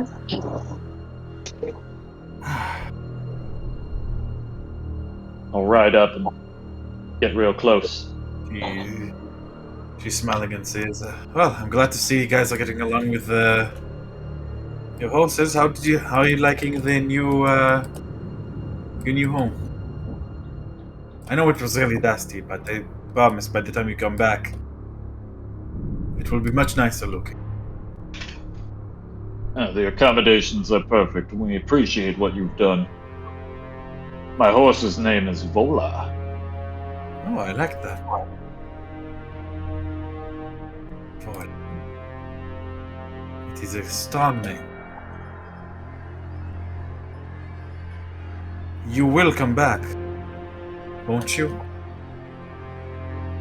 Of course. Shouldn't be gone very long. Good. If we are, then something may have happened. We're going to the windmill we passed on our travels. All right. In that case, we'll probably put you guys at the other end. Whoops. It's a big ass party. You guys probably be over. Right?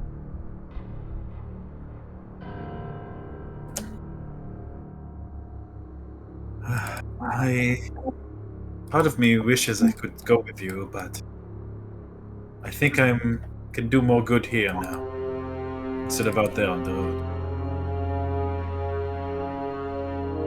Say, be on guard. Look for things around you. You know what's happening. She nods a little bit grimly.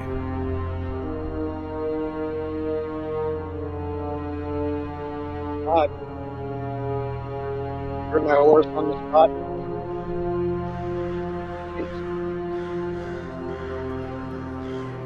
Hi ho, Silva! Be careful, everyone. The town guard.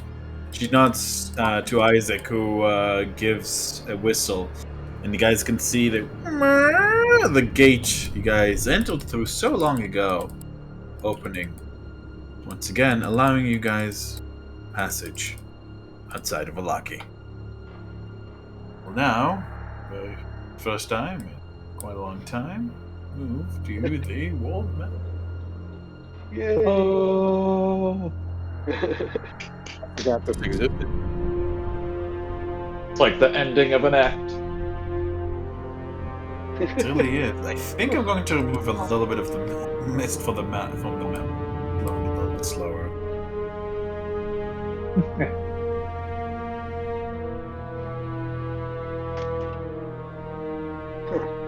Oh, fuck! Oh, God.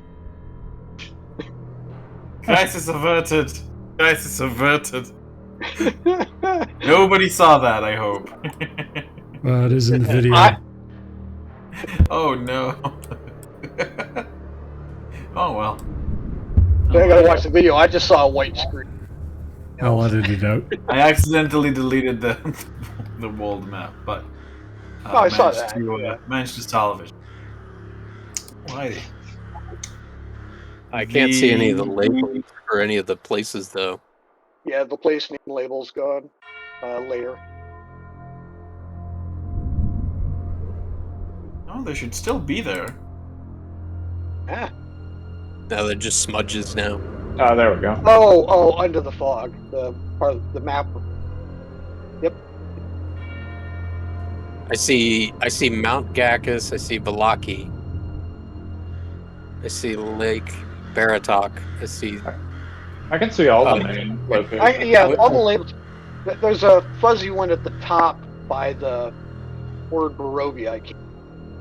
Oh, it looks like they're loading. Okay. They're slowly coming into Yeah. And the one at the top by Barovia's, there's nothing there. That's just like a weird shape on the map. Okay. Good. En route. We're good. Now there's a big red line. That's the main road. As we're backtracking, This just back to the sideline windmill. Yeah, shouldn't this, be there, yeah. but that's the road. Hi guys, technical difficulties. I'm trying to figure out what the hell is happening. I don't know why the line is appearing. Did shift. So there you go. Okay. Oh, this probably is way too small for the best I've ever noticed when I'm thinking about it. Yeah. Now that we're getting back to this map, I'm kind of seeing a lot of things that I'm kind of unhappy with.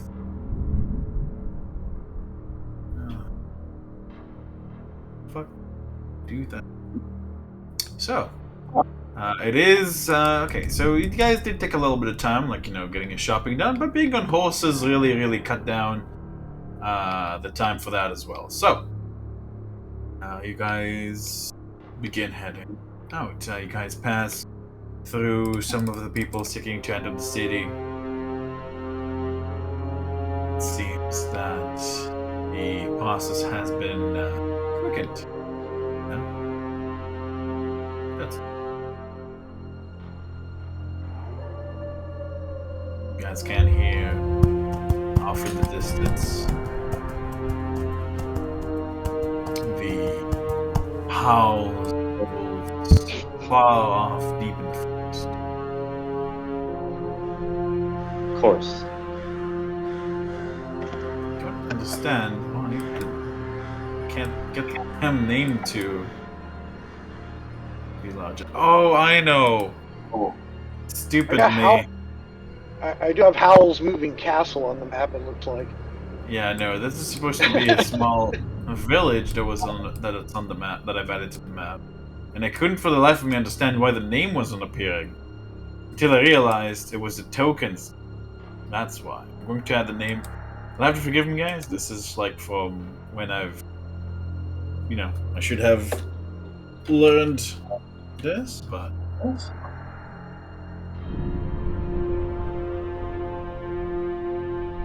Okay.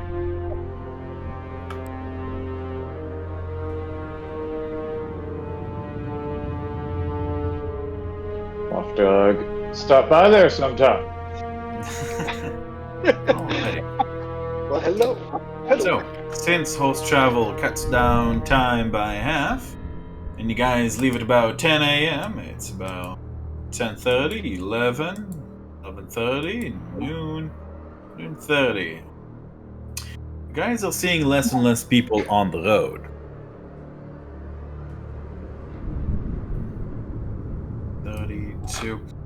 It's a fairly fast day. It's a fairly cold day, but not as cold as usual, honestly. You guys can hear far-off voices coming from the lake.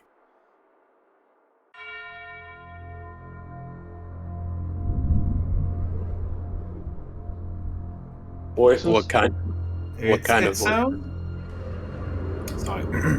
It sounds almost like a group prayer going on.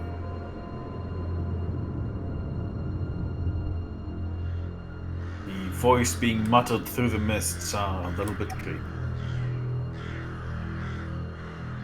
Should we check it out, guys?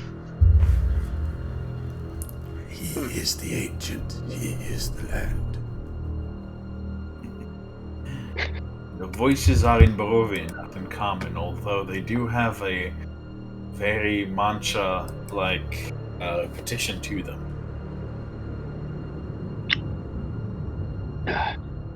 I'll look at everybody and go, shall we go introduce ourselves?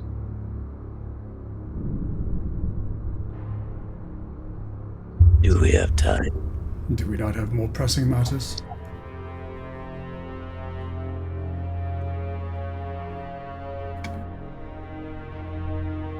Nod. Let's just remember they're there. It wasn't a good night when we spent the night by the lake anyway. Why do you guys ignore mysterious chanting and continue on your way?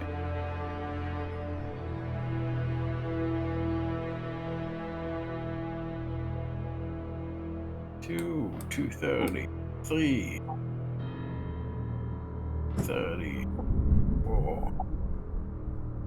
Guys are beginning to. You guys can see now,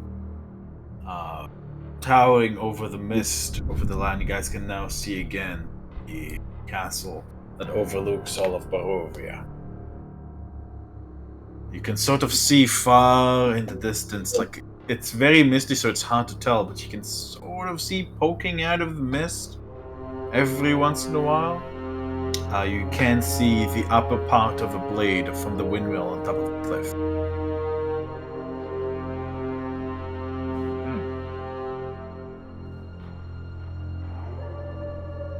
I assume there's clearing areas off on the side of the road.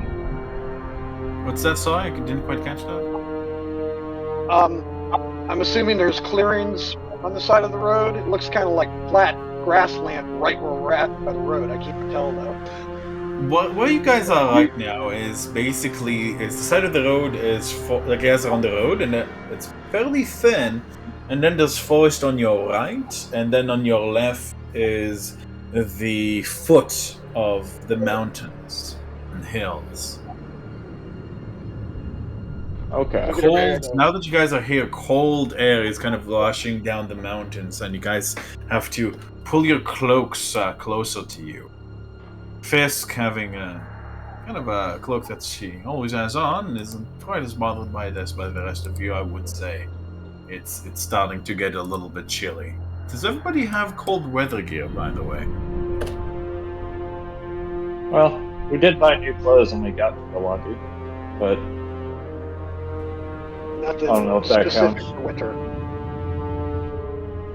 You guys see some light snow starting to fall, and you kind of get the feeling that it's going to get colder. Boy, Good thing we're going back soon. it's gonna be a cold night. We're gonna need a big fire. It's gonna be seen.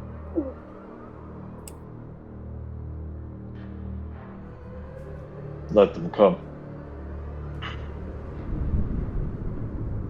So, we're gonna go towards the woods where we can at least get a lot of wood. Build a big old fire.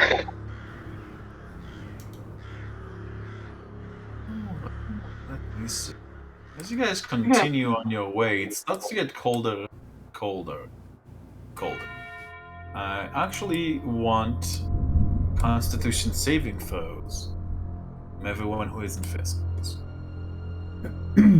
It's getting closer as we're going towards the windmill. It's cold because, well, yes, but not.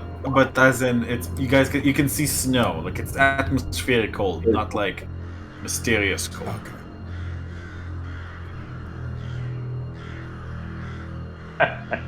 Getting later in the day too, and Oh wow.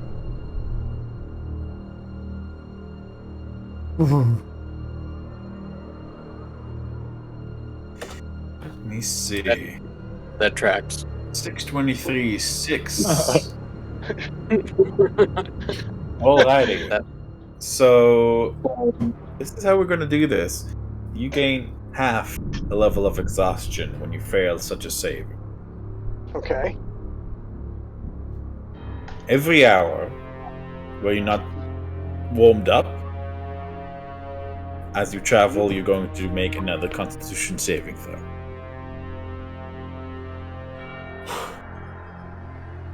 Alright.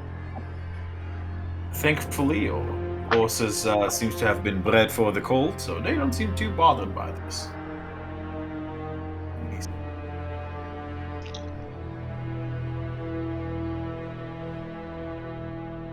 There you go. I don't like it, but we need to stop and get warm. Another half an hour back. Another half an hour. You guys are getting fairly close. However, the snow starts to fall more fiercely. I need another Constitution saving. Do I make one now? Yes, actually, Fisk. It is getting cold enough that you'll make two. And actually, I need to make one for Varys, that's why.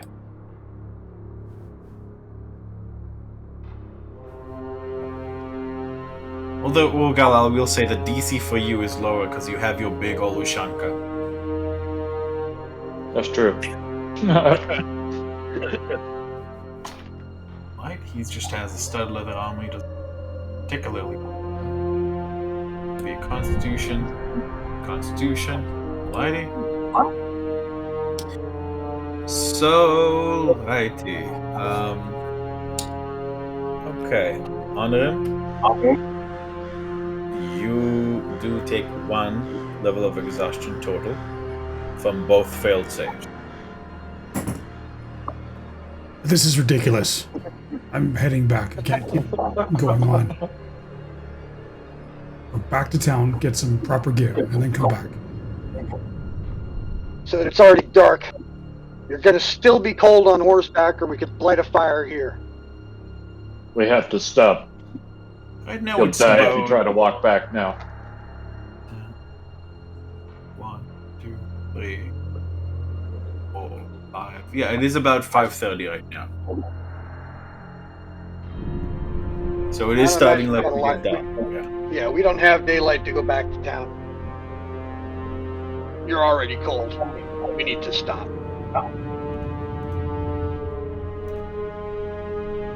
Start looking for wood. Yep. Start breakdown. Alrighty. Give me Get a big fire survival. going. Give me some basic survival checks just to get see how you do getting wood. All right. Actually, did you find? I'm gonna join him in that. looking for it. No. Group effort. Alrighty, no.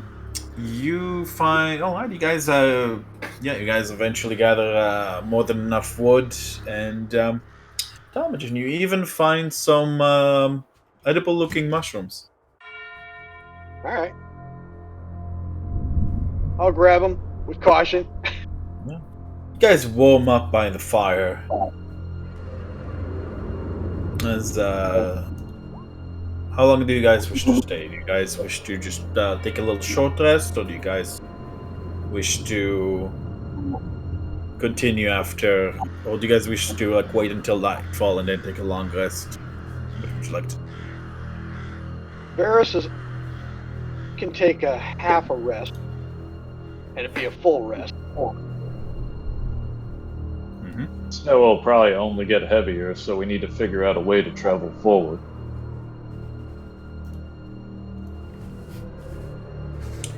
Guy speaks up and says, "Well, if we get back to town and pick up those cloaks and maybe some boots, we should be fine. I've tracked in snow before. It's not fun, but it's doable. If it should be warmer in the forests, but we know that it's also less safe too."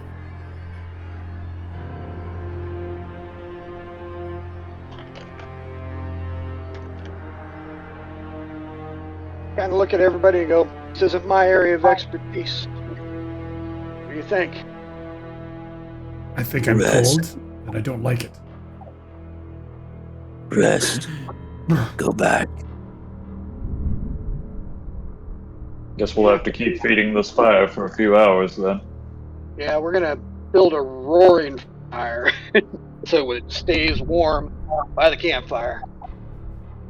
Alrighty. Guess we just have to hang out Smoke for a little from your while. fire climbs up, and soon enough, are you guys like at the edge of the forest? Are you guys in the middle of the road? Are you guys like at the sort of at the foot of the mountain? Where exactly are you guys? I would say about 50 yards away from the tree line, so the wood is accessible. We can just grab it Alright. and not march out. But yeah, about like that.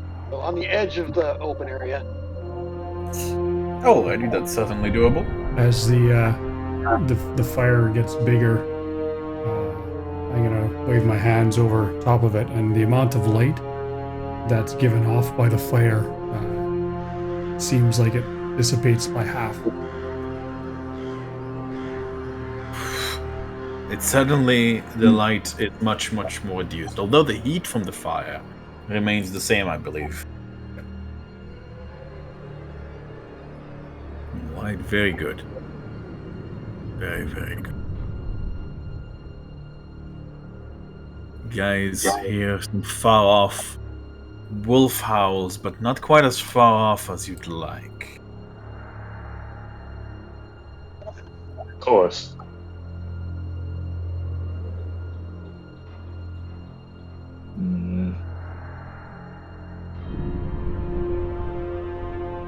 Make Roll sure- a couple of things. Okay. I'm just checking a couple of things. No Don't problem. mind me. What were you saying? Just gonna watch the wood and keep an ear out and an eye out for anything that's moving, anything that looks like it might be a problem.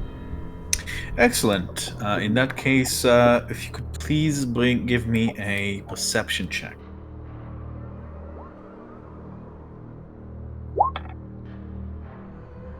Alrighty, perfect. Thank you very much.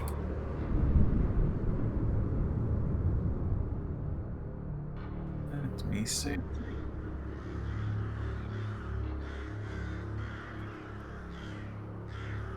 $16. Fisk.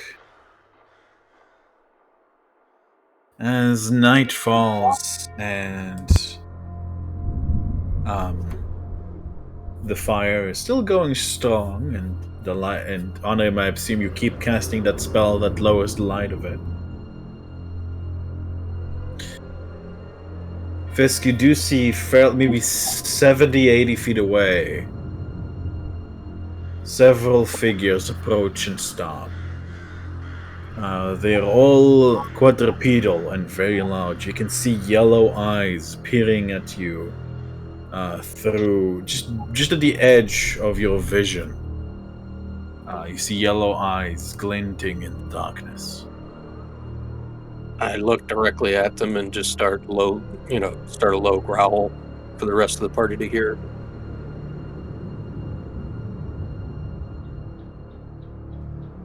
Sword out. You guys all hear this. I'm not moving.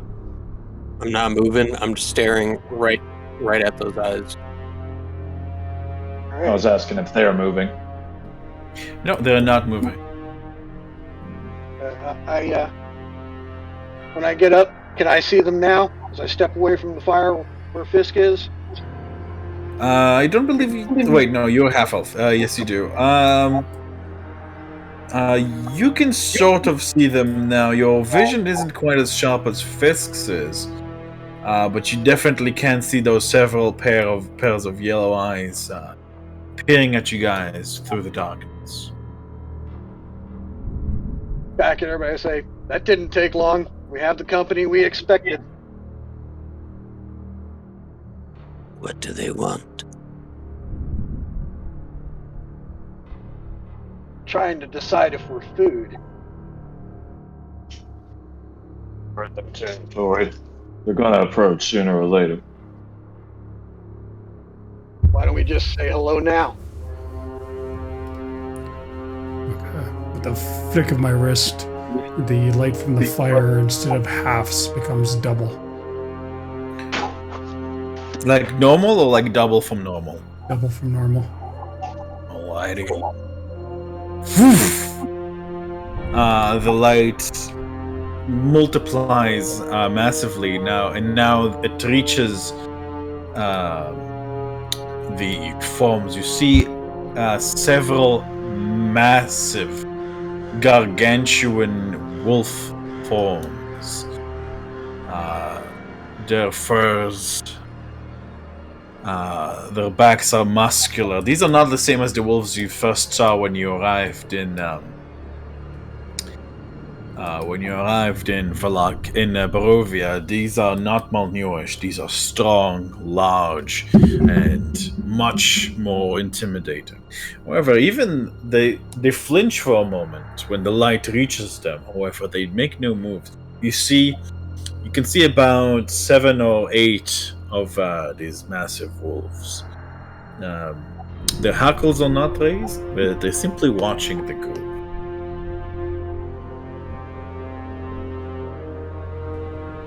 Fisk is just feel- locked in place staring at them. I'd like to wave. You wave? Like, Yeah. I'll wave at them. You see one of them, like their ear kind of does that flick thing that dogs sometimes do.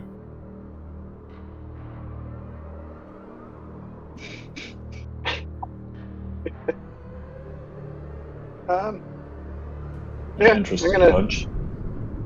say, let's go say hello. And I just calmly, not even my weapon drawn, just start walking towards them.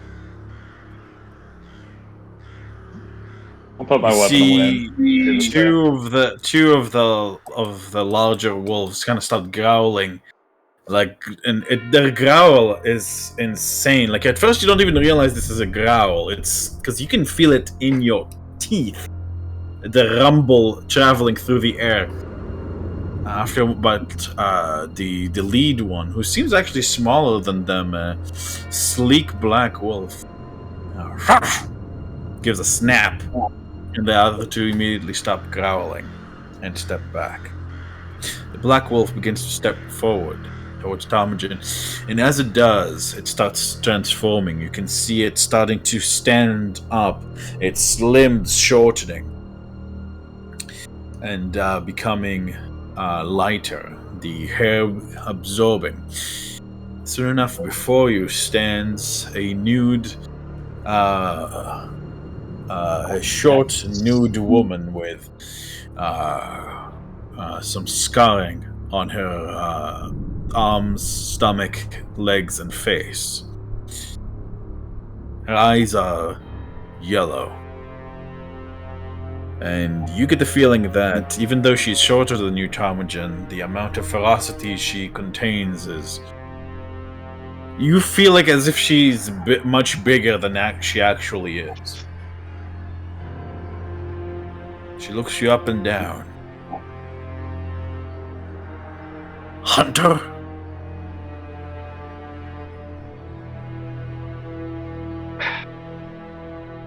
Of the sorts. Of wolf? No.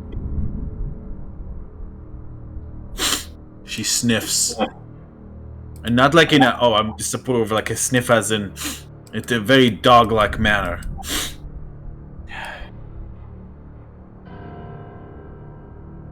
So nothing moves on this road without you seeing it. I'm impressed. Where going? Business. Down the road. The old windmill. Her lips pull back and you can see that her teeth are somewhat broken but very sharp, and her canines and scissors are very, very prominent. You go. Both at the top and the bottom, she says. Windmill. Family. Protected. They save from nightmares. What business with them?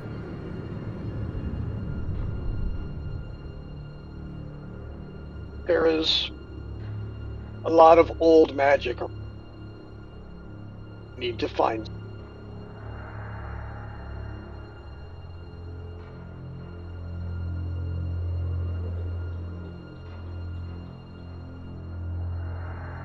Old magic.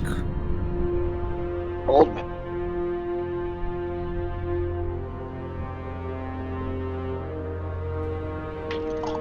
You...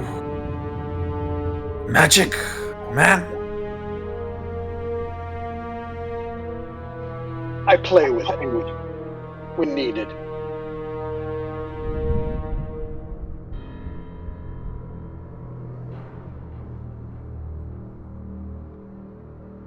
At that point, I go. One of the What is wolves... as you say that, one of the wolves makes a growling sound and barks twice, and she makes a snapping sound again. It kind of like flattens its ears against its head. She turns back to you and says, "Old Windmill under our protection. You may visit. But no violence against benefactors. They save from nightmares. We know. We watch.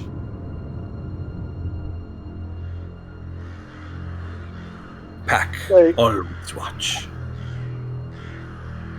I look at her and I say, if we're alive when we leave, you'll know you can talk. What is your clan? Your pack? Who are you? Liana. Liana of Black Furs.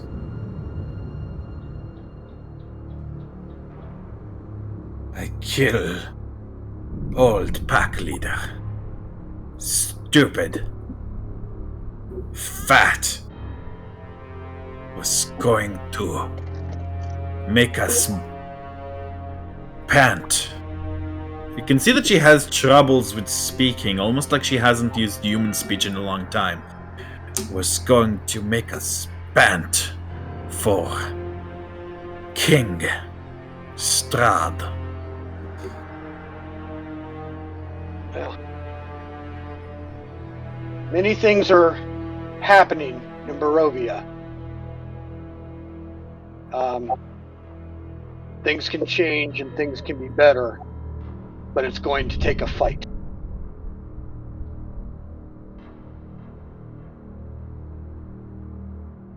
We not care for cities. We not care for not werewolves. Only werewolf matters. They kill us. What about a place where nobody can go unless All you of Barovia will be werewolf one day. Then no one kill werewolf. Wooden city will fall. Small cities will fall. Water city will fall. The village of snows will fall. All will be werewolf. All!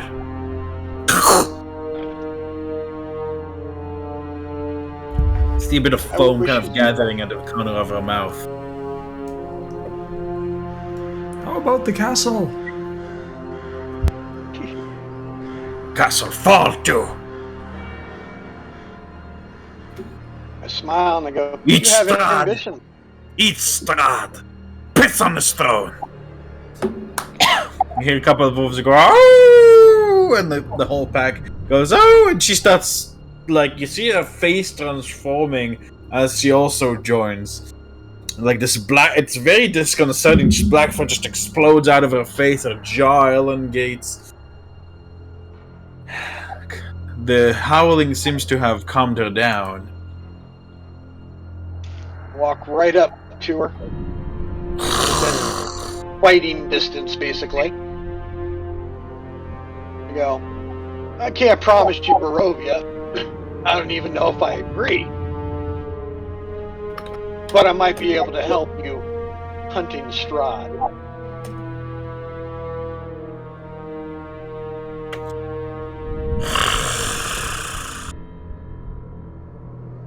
If approval of Nanny Morgan or her daughters you earn, then yes, you are packmate. We will bite together. But if not, Pack will eat you. We'll see then. And your horses.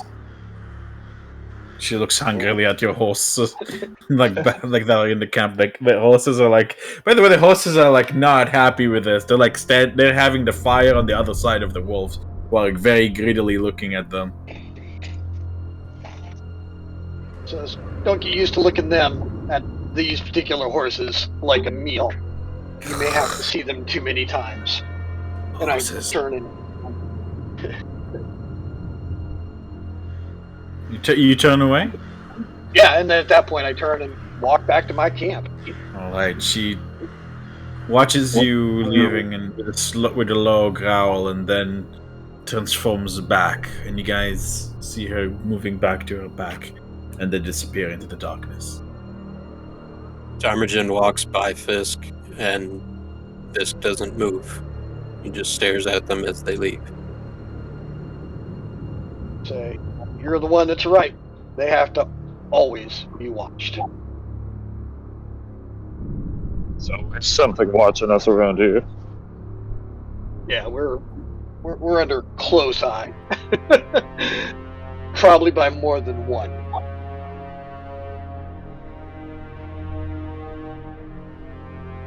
And go back and finish warming up by the fire.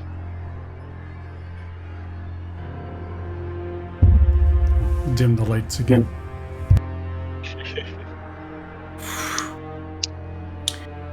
I stand sentry just beyond the light. Just watching the woods. Alrighty. Stay So- alert, but staying warm. Varys volunteers to take second watch once he has it asleep. And if you guys, unless you guys have anything else you'd like to do before you begin your long rest, I'll ask you to give me those wisdom saving throws, except for Tomajan. Okay. Tomajan, that same feeling of slight euphoria has followed you into your sleep, and you find yourself having the most comfortable and just nice sleep that you've had since coming to Barovia. Hell, you can't even remember sleeping this well before coming to Barovia.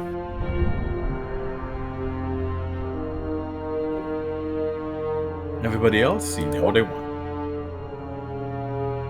Could you actually roll one for me? Sure. Thank you.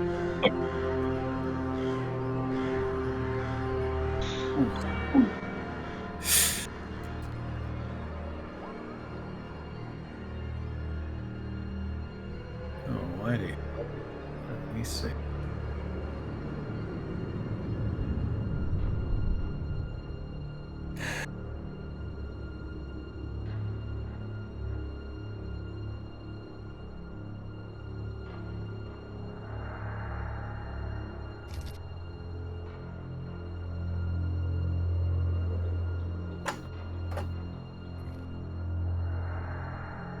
Your sheet is taking a long while to load. Okay. Stuff. The fire keeps you guys warm. I'm gonna guess that each person who's on guard is going to keep the fire going. All right, it's 7. He's gonna keep the fire going. Before I nod off, I'll set an alarm.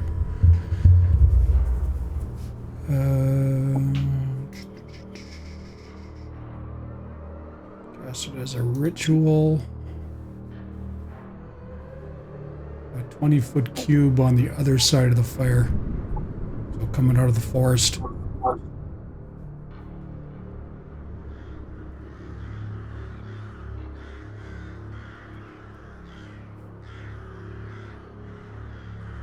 And it'll be a mental alarm. Alrighty.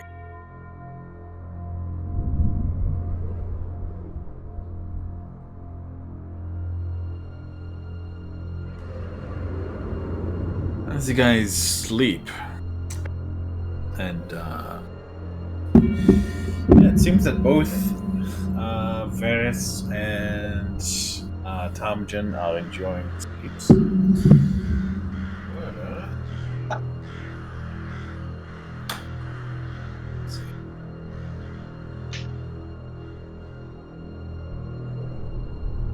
Oh god, stop.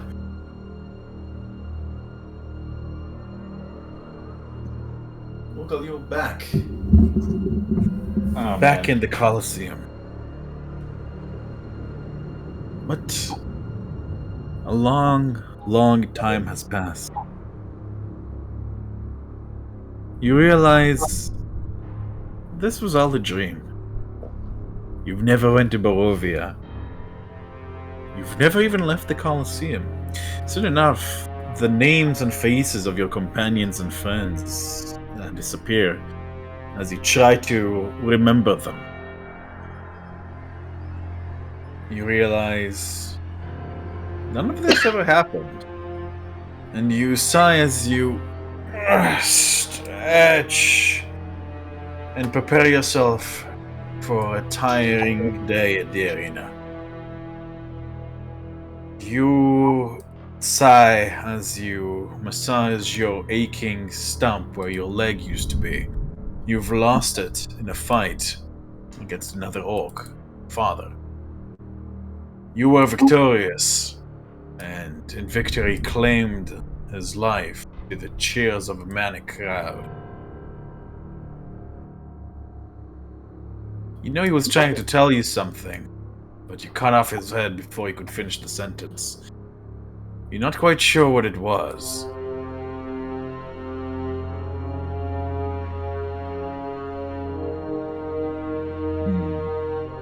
Sometimes it keeps you up all night, wondering exactly what.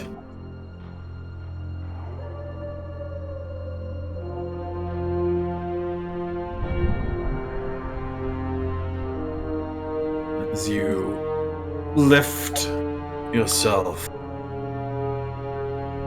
up achingly and attach your wooden leg to the stump. The guard nods to you. All right, Rogal. Give them a good show. How old, man?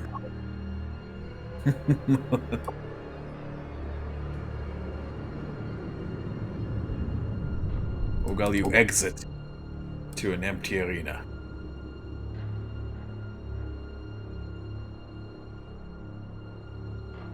You can hear the cheering and roar of the crowd as you step forward, blinking in the sunlight that's for some reason stinging your eyes like you're not used to it. You can hear wild cheering. Ah! You have no idea where it's coming.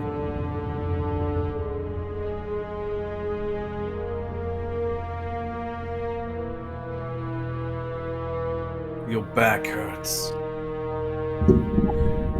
Your stump hurts.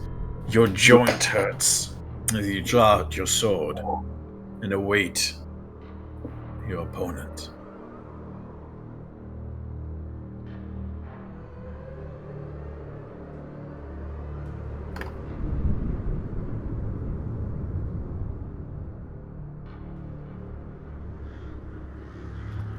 The cheering and screaming rises to crescendo as a dark form begins to emerge. Good evening, Mr. Rogal. I have come from very far away because I've heard there was a champion in this arena. Worth my metal. The man's hair is black and long. His bearing is noble, like that of a general who's seen 100 wars, and has been affected by none of them. Draw! The crowd goes wild, and Olga, I'd like you to roll me initiative. Shit.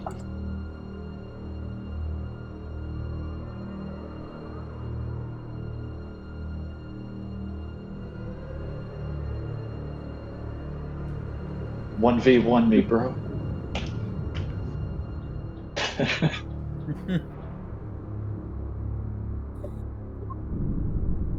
Oh.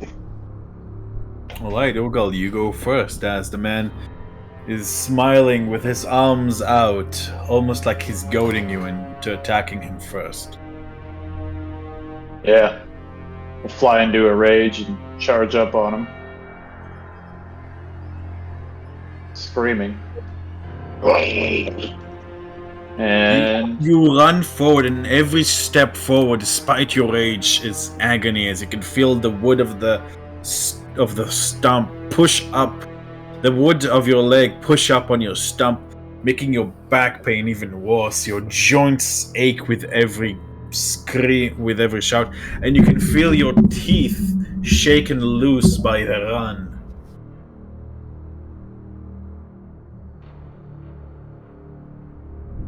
What do you do, Ogal? try to swing. Alright, go I guess. ahead. Which weapon should I use?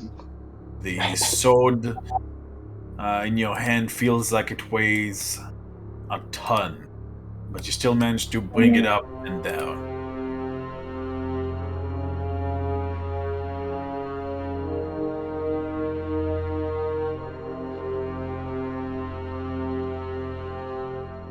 The stranger deftly dodges your meek swing and simply moves to slap you as if you were a foolish child. You see him ball up his fist.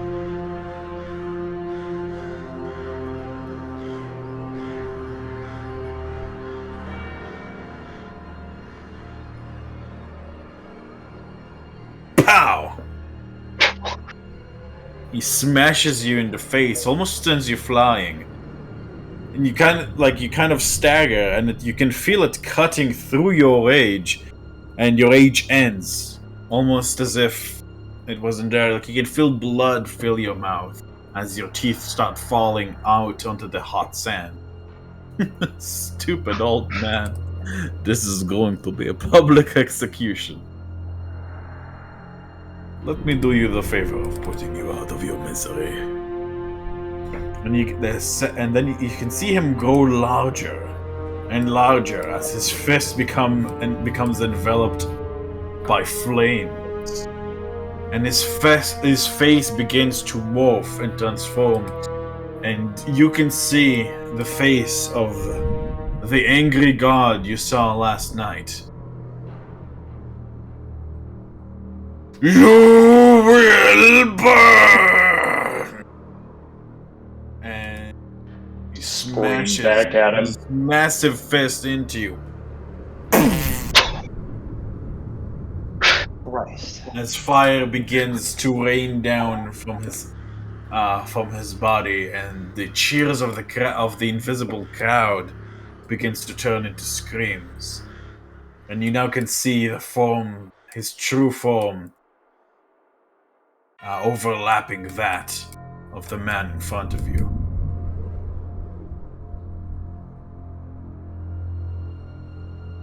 You will burn. It is your turn, Okal. I don't think I'm alive. No, you're showing as if you have 39 HP left. Oh yeah, but I haven't subtracted that 50 damage down there yet. Alright. In that case, he brings his fist, and you can feel yourself shattered into pieces. You scream, and your mouth fills with blood and jaw fragments as the fists rain on and on, smashing you into unconsciousness.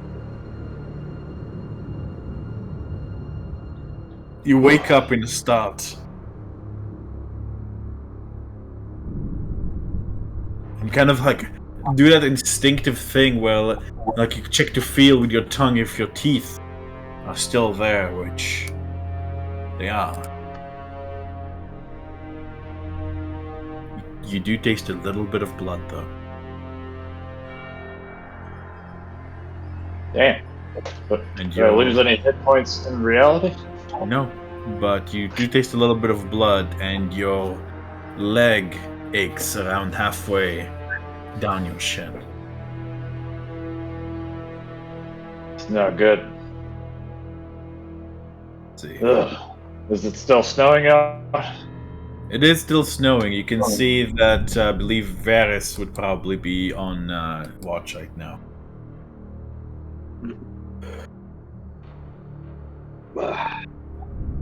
So I haven't even rested all the way. I just woke up from shock.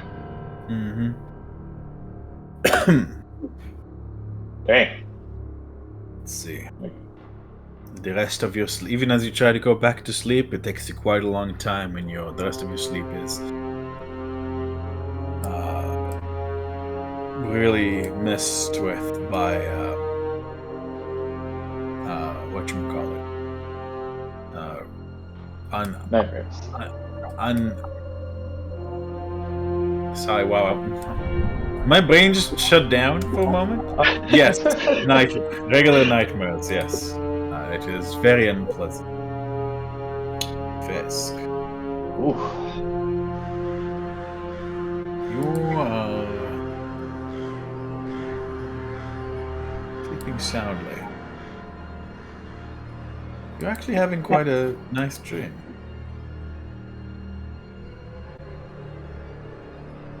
You're back at the inn.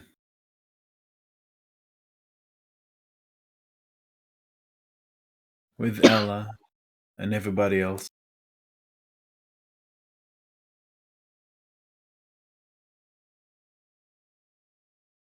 The party or the villagers? What's that, sorry? The party or the villagers? Who's everybody else? The villagers.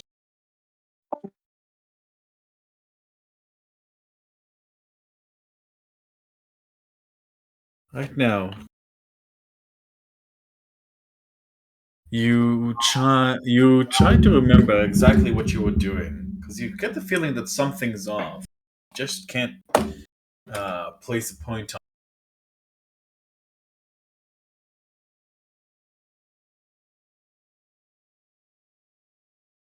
You then begin feeling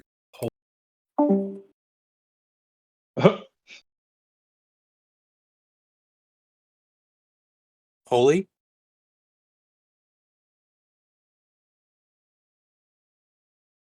Everything gets quiet. My nightmare is just dead silence. Man, I got 2 for 1 this session. Yeah, Buy one, get one free. Nightmares. you're on a roll. I'm gonna have to get that doll back. God damn. Whatever this thing is just got a lot more aggressive. Gotta go to Mount Gacus soon. Hello? Yep, neither. Hey, welcome back. Oh, I think my connection dropped out. There we go. Yeah, the music's gone too. It was kind of amusing, at least. What was the last? I was talking for a little bit before I realized that no one was saying anything. What was the last thing you heard me say? You start Something to feels off. feel Yeah, you start to feel cold, and it's although nobody else seems to acknowledge it. You look at Ellen, and she smiles at you.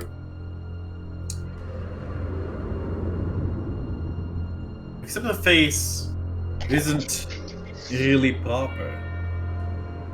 You can see that there's frostbite all over her face. And you can see her teeth are chattering through the smile.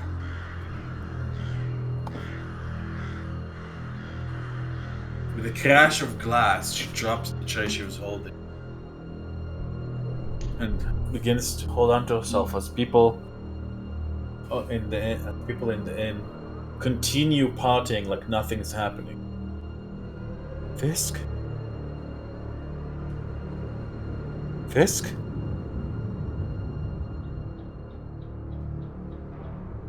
She moves forward and kind of huddles onto you for warmth. You can feel, despite her shivering, you can still feel the warmth, like, some body warmth coming. I try to wrap her up. Why is it so cold?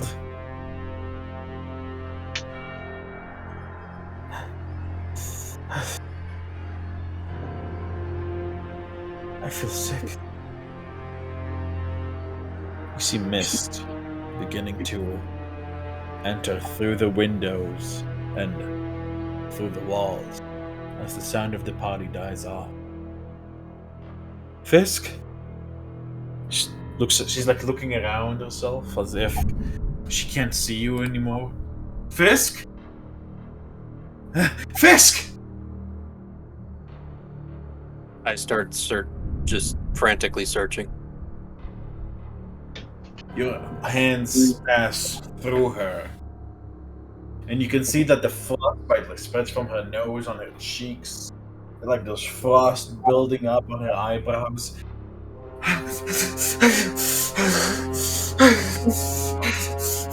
Fisk! Father! Anyone! Like everything around you is surrounded with mist now, Fisk, and now you're feeling cold too. You can feel the inside of your nose going dry as the frost begins invading your body as well. Your first feels stiff, and you can feel your whiskers stiffening as the cold freezes them up as well. She disappears. Fisk! And she sounds more and more muffled. She disappears from view. Fisk, you're standing alone in a misty white expanse. Freezing cold.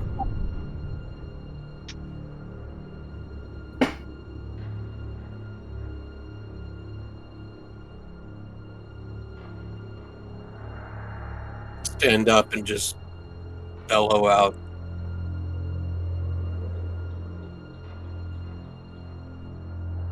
And now I'm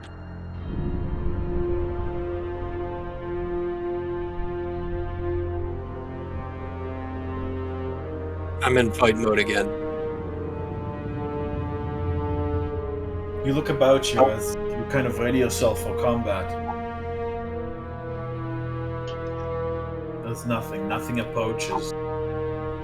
You can see you can barely see your breath misting in front of your face, since everything is already so misty. You can feel warmth leave you with every breath, and your extremities start to hurt. Your nose is starting to hurt as frostbite begins to set in. I start running. Run. You can feel the skin being stripped from your feet slowly. I go on all fours. Keep running. Now your hands as well. Every step is robbing you of more and more blood, more and more breath, more and more warmth. You slam hard into something on the ground.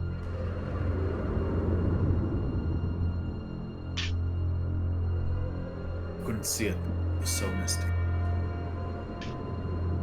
Down at Ellen's frozen form in a fetal position as she was holding her onto herself for warmth. Her eyes are open with horror, and her mouth is still open as her teeth were mid-shatter. You can see how her beautiful red hair has frozen in a messy tangle, and she's already half buried. Cold snow. I dig her out and pick her up.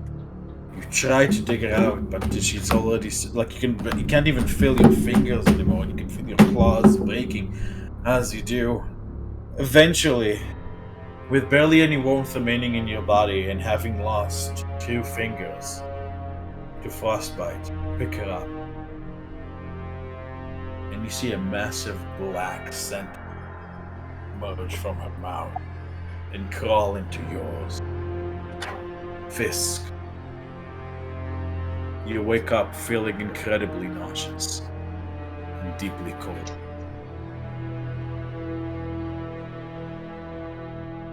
Urgal and Fisk, both of you take a single level of exhaustion tonight. Got it. Eventually, morning comes. It is slightly warmer at the moment. Fire is still going, and despite everything,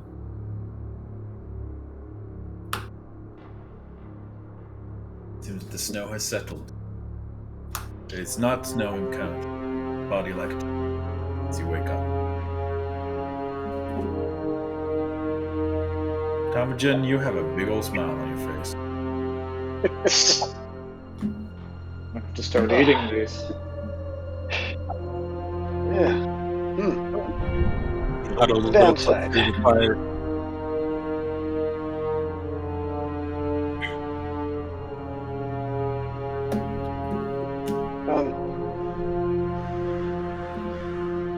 Am I craving this thing right now?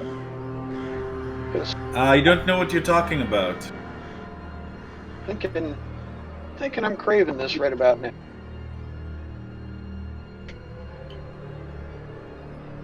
Carmen looks around. Is anybody eating one of these things or looking at one? I think you only You definitely saw me and Honorin yeah, take one. I think Honorim. Yeah. Yeah, I remember honoring him wrapping one up. Yeah, me too. Carmen, yeah, he's like, hey, you gonna eat that? Yes. Not, I can have it. I like feeling this way.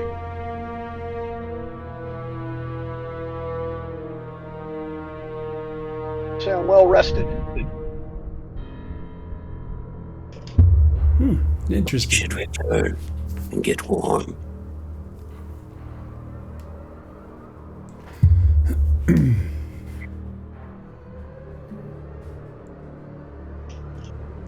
Did we remove the exhaustion overnight? Yeah, you passed, so you should be removing 1 level of exhaustion. Can I remove my Slept in. half level? Does my Yeah, half level yeah, go you away? can remove a half level. I get more, yay. Like half levels, don't stay. Like if you have like 1.5 levels, then you remove both 1.5. All right. I only had the half level. That was all. Yeah. Right. I believe so. I'll break my pie that I got from the old lady in half, and I'll give half to the Tarm, and I'll eat the other half. Alrighty, it's not as tasty. Well, actually, no. You'd think it wouldn't be as tasty after a cold night, but god damn, is it ever delicious! This is like one of the best. This is one of the most delicious foods you've had in your life, Honorim. And you guys can see, like, on the normally stoic Honorim's face, a almost goofy smile spreads. Sergeant wolfs his down. He looks at me and goes, "Good stuff, isn't it?" It's pretty good. You just see me looking like pissed off, exhausted.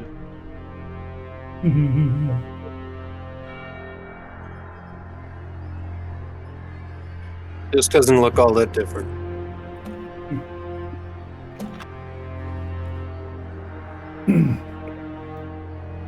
Shit. Sorry. He is acting like he's a little bit colder than he was yesterday.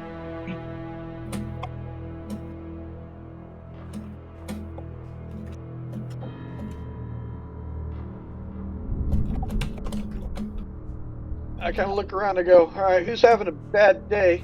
Who's going to need that doll? I'm okay. But you should think about that now." Yeah, that's fair. Smart Because back. I can give it to somebody else if they need. Okay. So I kind of look at everybody and let them figure out where they go. Yeah. Definitely needing it now. I'm at half speed. Wait, so Say, Ogel, did you we eat can yours, make- by the way? Sorry. No, I never did. Okay. so do we make back for Vallaki for the proper gear? Or do we press on to the windmill and a pretty uncertain outcome there?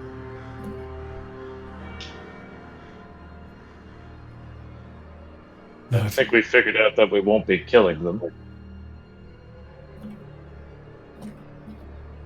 Unless we're up for a hell of a fight. Is it still dreadfully cold? It is less cold at the moment. We're not seeing blue skies or anything, though. It's still going to be cold. No, it's still misty. It's still cold, but it's not as bitterly cold as it was last night.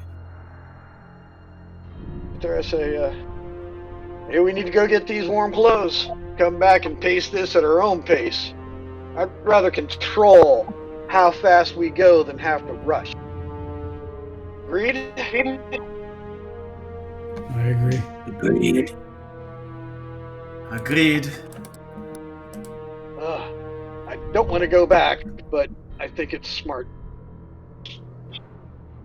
I think so too. We'll pick up those capes and maybe some boots and hats and scarves, gloves, whatever you think we'll need, and we should be fine. Yeah. Turning tail and going back down the road. Back the way we came. Fine. Lesson learned. Yeah. Whew.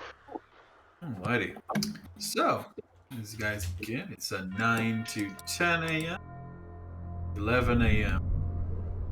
You no longer, as you guys approach the lake, you no longer hear the chant, but you see So you can see some forms on the beach from this. It's hard to tell what they are, but they are. It's been. Like humanoid, or You can't tell. Just like something like a bunch of like black lumps on the beach. You can't tell because the mist is obscuring things. You can't tell exactly what they are. Could be rocks. Could be anything else. Farrington takes a heavy sigh. Goes, have to look. Turns his horse and heads towards the shore. yeah, I'll ride by over there real quick. All right. I follow. Alrighty. As you guys follow and you guys arrive at the beach, you guys see. Just grab party's tokens.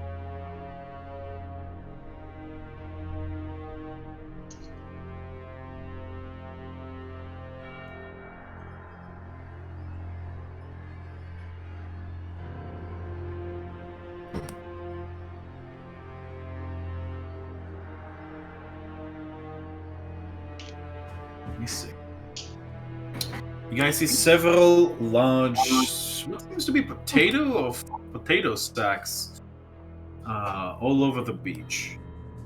Like you guys can see at least 3. They are completely sodden. They seem to have been left on the shore. I go look inside one. Yep, Oh, I my. dismount. When you open one, you can see. Oh. You can see a child, completely white. His fingers bloodied, not breathing. His skin is completely pale. Seems to be a boy between 7 and 8. Not any of the kids we know, right? No. Or 2. It's not out to I'm gonna. It's just gonna rush over and grab one of the other ones, open another one. You see a small girl. By the way, you guys can see both the girl and the boy are wearing red. Wearing what? Wearing red and have some jewelry on them. The girl seems there even any- younger than the boy. She seems to be about 4 or 5. Are there any inscriptions on the jewelry, like a family name? No. But from the general dress, they do seem to be Vistani. Say, for now, leave them in the bags and we put them on the horse that Fisk does not ride. And I'm going to step as far into the water as I can without getting, like deep, and see if I can see any more out here. As you do, roll me a perception check there, Tomajan. Right? I'm gonna hop up onto these rocks and look into the water around the edge there. Let me see. As you guys are kind of specifically training your attention at the water, you guys can hear splash of oars.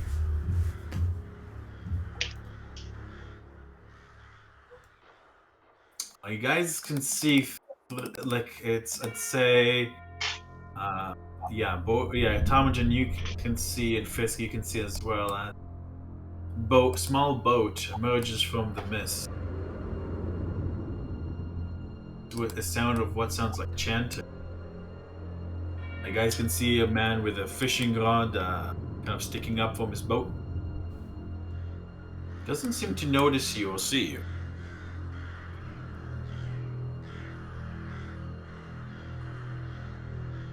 Are You those see on the him map? finish his prayer or chant or whatever this chant was. And then he takes a small potato sack and heaves it off the side of his boat, kind of tying the end of the potato sack from the rope that's around the potato sack to the side to a little sticking point on his boat, so that the potato sack sort of like drags behind him in the water, and he begins to fish.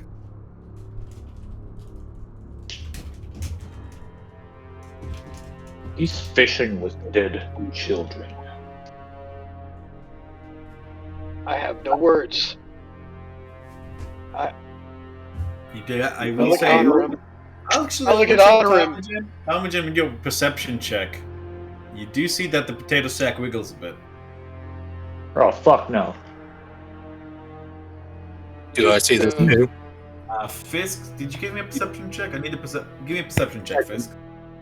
Okay. It's just to see through the mist. The mist is a little bit thicker at the.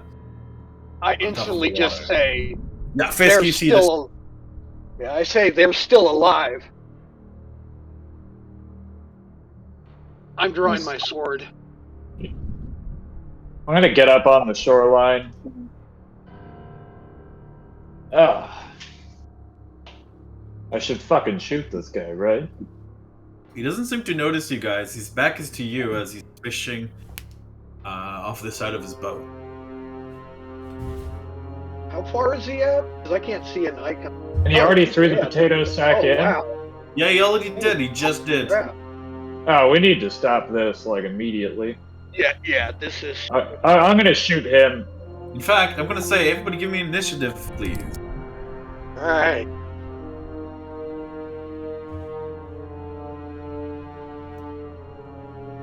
Why is it always so hard?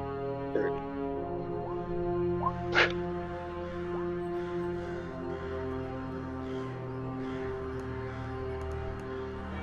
Why am I 2 GM? I don't know. It's strange. Yeah, because it was on public and now it's on 2 GM. So, anyway. Can be weird.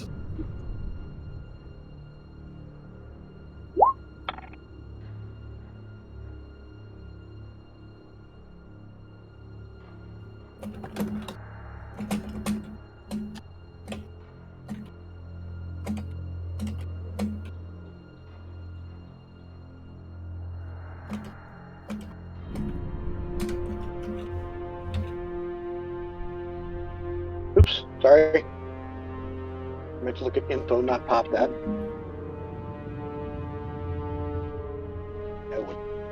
Alrighty, so I'm going to have the sack at initiative 0 and to declare how much, so I can keep track of how much longer, how much the person can keep their breath. So, Talmadgen, you're first. Okay. The boat is about 130. Yeah. So it's I have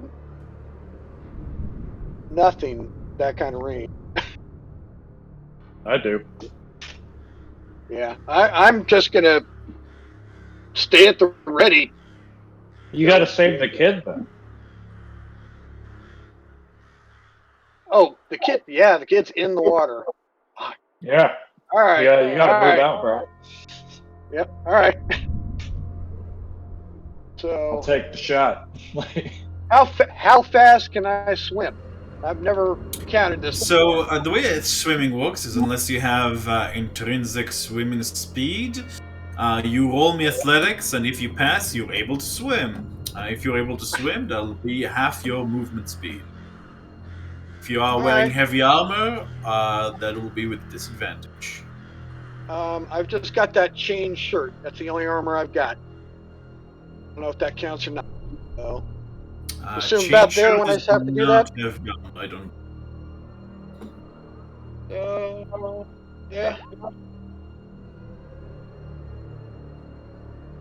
Unfortunately, Talmadgen, you start, like, as you enter, the cold of the water hits you in your unmentionables like a truck, and you immediately begin sputtering as you swallow a big mouthful of dirty lake water. I'm just pushing right the hell back out of the water. Noping right out. And I'm going, it ain't gonna be me. That's it.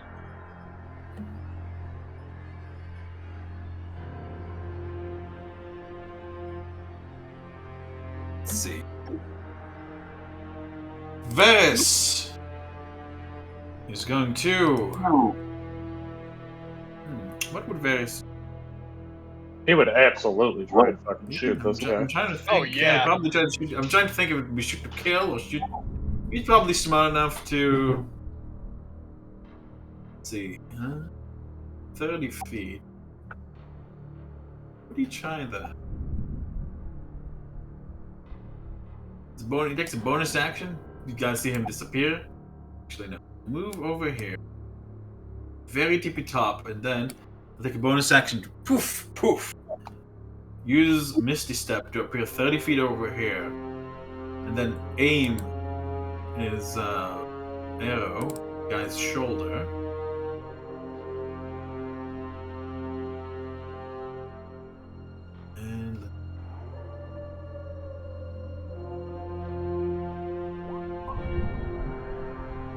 And a scream resounds as his arrow flies true and smack into the guy's shoulder.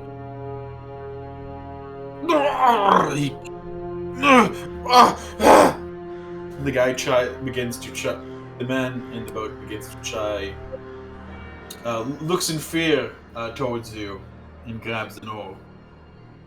Honor him.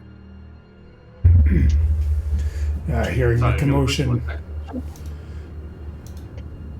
I'm going to run up Mm-hmm. to the edge there of the water. We're now standing in water. I think that's close enough.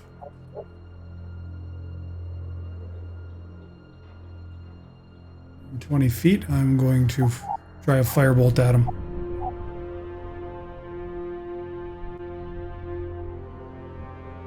Alright, go for it.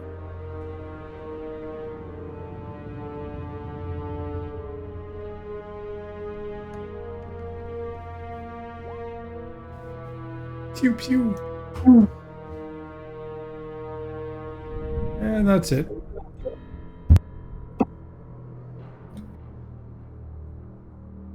Alrighty. Let me see. Does it miss? No, it doesn't miss. It hits. Oh, he's got new armor. Just a fish. Just a fisherman. Just a fisherman. Who was innocently fishing. He He's did nothing wrong. he innocently takes 9 damage. He innocently takes 9 fire damage. Ah! This man is now bloodied. As he begins to try to row away. However, because one of his arms has been disabled, he can only move the boat by a little bit. In fact, I'm going to have to roll a strength check for him. That is 6, and he doesn't manage to move the boat at all, since moving a boat, all he manages to do is just make the boat kind of spin in place.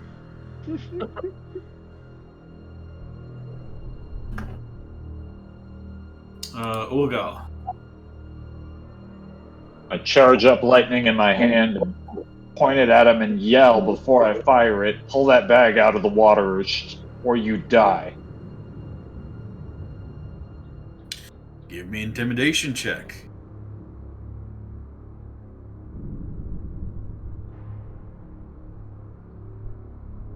Oh, it's a disadvantage too, actually.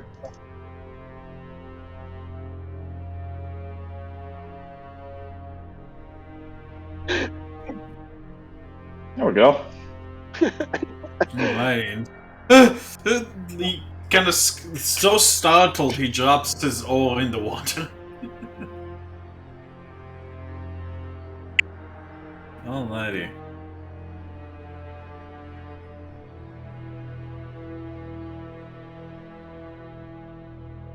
Let's see now. Anything else, Urgal? Leave. Probably move if you wanted to. Yeah, I guess I'll swim out as far as I can on 20 feet. Mighty. Athletics. Yeah, athletics, please. Actually, no, you can only move until you need to make an athletics. And athletics would be an action. Oh, really? Well, where do I step then? Just 10 feet out.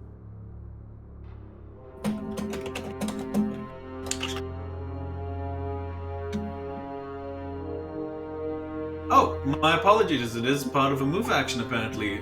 So I apologize to both of you. Tomajan, you can take 2 actions on your next turn. Make you Okay. use your action up. We'll go ahead and make me an athletics to see if you can swim.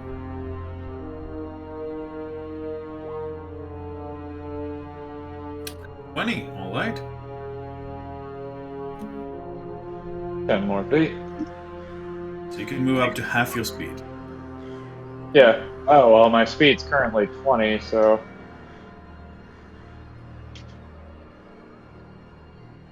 Yeah. Alright, then that's right. Or no, maybe it's not. It's probably only 5 feet.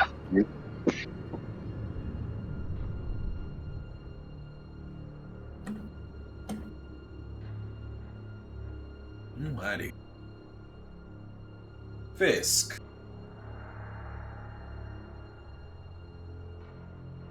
I want to take a running leap up and over Honorum and into the water. Alrighty. Go ahead and give me athletics.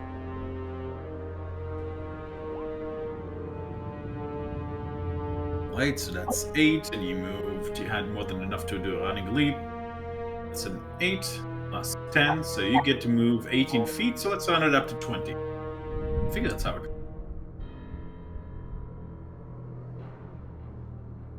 Good, so No, wait. 15. It means you move out 8 feet, so that means you can move out to 10 feet. You get 10 feet with your jump, sorry. 5, 10, so right in front of Honorum. Mm-hmm. And then I'm going to try and swim out as far as I can.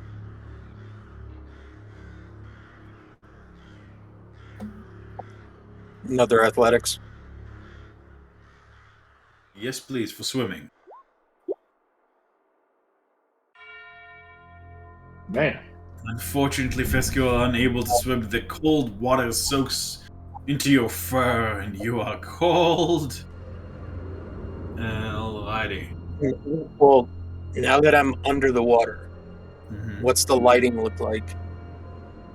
You're just under the surface, so it's hard to see, but there's enough. But it is like daytime. Technically, it's still morning, so there is light at least for like 10 to 15 feet down. But beyond that, it's dark. Beyond that, it's dark. I'm gonna. You did see that he tied the sack to his boat, so it doesn't sink down like super far down. It's simply tied to his, but in the water. Yeah.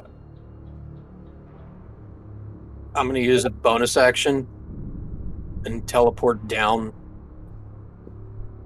45 feet. Okay. Forward and down into the darkness. Okay. You find yourself now in complete and utter darkness. I guess this would work the same as regular dark vision. You are not nowhere. It doesn't seem that you were anywhere near the bottom as far as you. Yeah, I don't do the full 60 because I'm going down at an angle to get to the darkness. But I The kind of water is incredibly cold at your depth, so I will ask for a Constitution save at the end of your turn, please. Yep. Though I'm taking into account your fair kill, the DC is lower, and you pass the DC. You can feel your body starting to shut down, but you clench your teeth and you manage to, through sheer willpower, will yourself forward. and that ends my turn.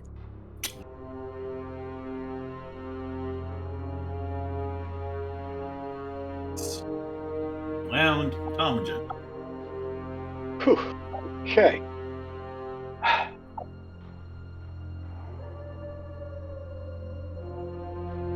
I can try again, right? Yeah. All right. Go 10 feet, like you say, that way. Where's that other bag? There. So, how far can I go with all my rogue stacking? Because most of that's not really going to apply here, is it? Your rogue stacking? What do you mean? Like I could do my normal movement plus a dash. That's right. And, So since you and passed your then, athletics save, that means you get to move. So if normally you would be able to, what's your movement right now? What's your movement? well, with my dash and my regular movement, that's 6. Okay, so Isn't it? so usually, so this is part of the movement. So you can move, so 30, 60, 90, you can move to 45 feet. 5, 10, 15, 20, 5, 30, 5, 40, 40, right there. Yeah, yeah. Oh yeah, 40 feet. I'm getting there. 45 feet. So I can, 45. oh, 45 feet. Yeah, one more. Boom. There you go. Yeah, I swim out to there. That's about all I can do. Except I can't. Would that stack in there? What? Right.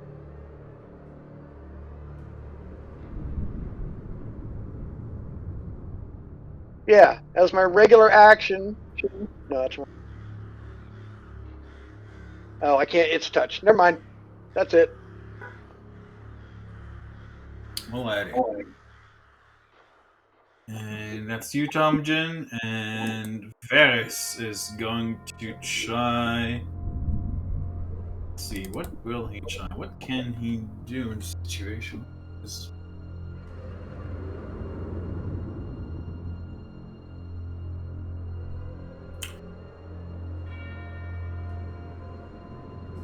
You know what? He's going to try to swim for it.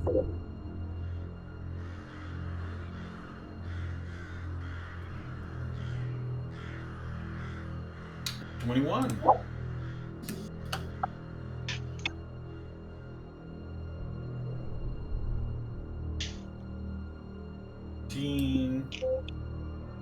$30. Honor him.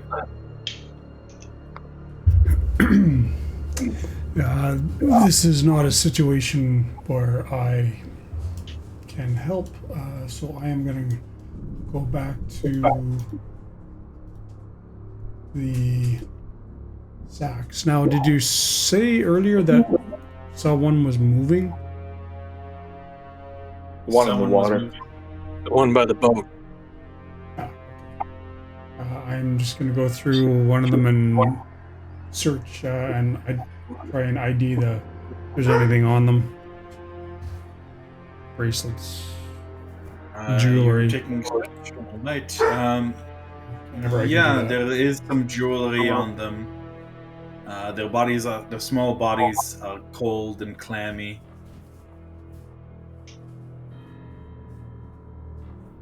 The jewelry doesn't seem too expensive. There's just a few small rings and bracelets. Overall, you think to yourself, this is probably would be worth maybe 200 gold overall from all 3 bodies. Dang. Ching ching. That's a little expensive for kids. Okay, that's my action. It's my turn. Alright. Let's see now. The man is going to strength check, and this time he manages to right himself and the boat. Again, to move, however, he only has 1 oar, so he doesn't have movement.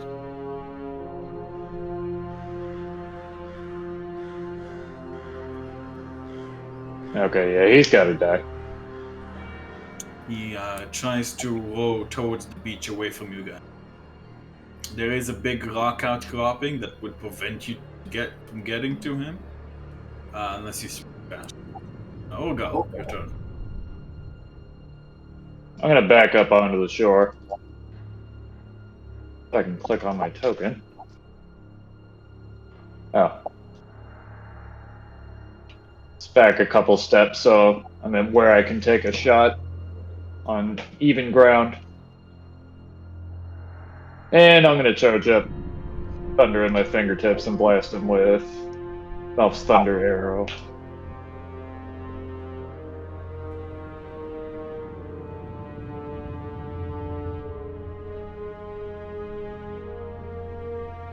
Alright, does it just automatically hit? How does it go? It didn't do the ranged attack roll, I don't think. That's d20 plus your proficiency plus your charisma. Okay, I'll just roll it, I guess. Roll a d20 and we'll add it up. Ugh. So, well, what's your proficiency in charisma? I think it's 4 plus... It's 10 is the 10 shot is just overall. enough to hit him, and the man slumps over in his boat. Alright. Actually, because you can't... Fortunately, because you cannot... non-lethal magic, he is... Be dead. Well, he should have listened. Righty. Did Anything work. else, Urgal? That'll do it. Fisk. I'm going to. I can see the boat, the bottom of the boat. You can see the bottom of the boat, you can see the small sack wriggling. I'm going to teleport over to it. Again, bonus action. Alright. And grab the sack and heave it up onto the boat. Right, it's soaked with water, so I'm going to need you to give me a strength check, please. It's athletics. 15. You managed to heave the bag onto the boat. And I'm going to say that with that, combat's over. I'm going to hop onto the boat myself and start rowing it to shore. To rocks. And it's a little bit hard, like you kind of have to sit on top of the man's corpse. But you managed to get it to shore. I'm going to stop and pick up Varys on my way back. That's like, oh god, thank you. Alrighty, as you make your way back to shore. Is it just the one sack in the boat, or are there others? There was just one sack attached to the boat. What about this on the map? Is that a sack with a No, something that's in just it? like a piece of wood sticking out of the water. Oh, so I did all that to rescue a piece of wood. All right. I was wondering why you were going. I thought you were trying to stand on the rock so you could make shots safely. Yeah, that's what I thought too. That's what I thought too. Because Varys is standing over here. Because Varys is standing over here, so I was like, I'll just balance on top of this child. Alrighty. Well protected stick. You bring the sack and the boat, and the Varys and the man's corpse right back. The man seems to be wearing basically very, very cheap and worn clothing. I untied the sack and Yeah. just you untie the opened sack up. and water spills out along with a small girl who begins coughing. She is also wearing red. Eyes are big. Just token, where are you? Yeah, I don't feel bad about killing that guy at all. I bring her in and like wrap the Voltusha around her.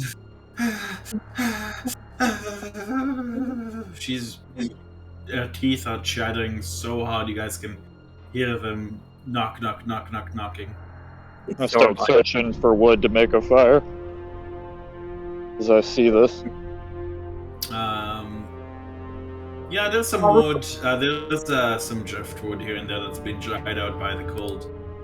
Alright, yeah, I'm gonna just get straight to work on that.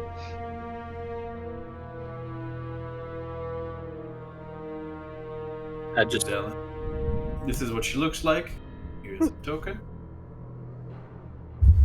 I'll cast Firebolt on some sticks and then use Controlled Flames to immediately create a fire to get it going. You soon make a blazing little campfire.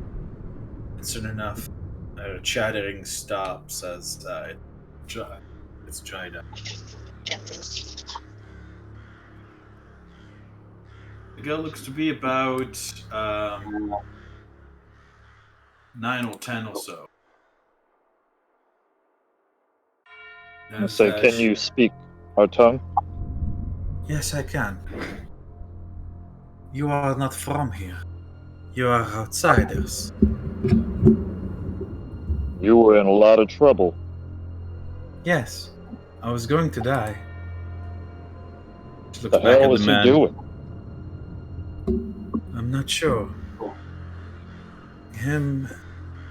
I was kidnapped when me and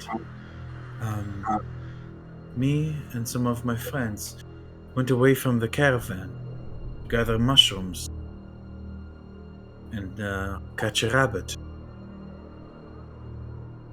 Madam Eva. We chased the rabbit into an ambush. They covered our mouths and took us away. It was more than one. Mm-hmm. This one's dead now. What did the rest look like? I'm not sure. It was really dark. But they Did all you hear smelled of them fish. talking? Yeah, you can hear them talking. They all smelled of fish.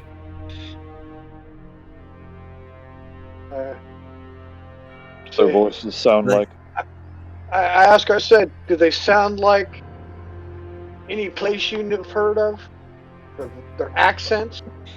Well, they didn't sound like Vistani or outsiders. I'm Vistani, by the way. My name is Arabel Petrovic. Nice to meet you. Nice to meet you too.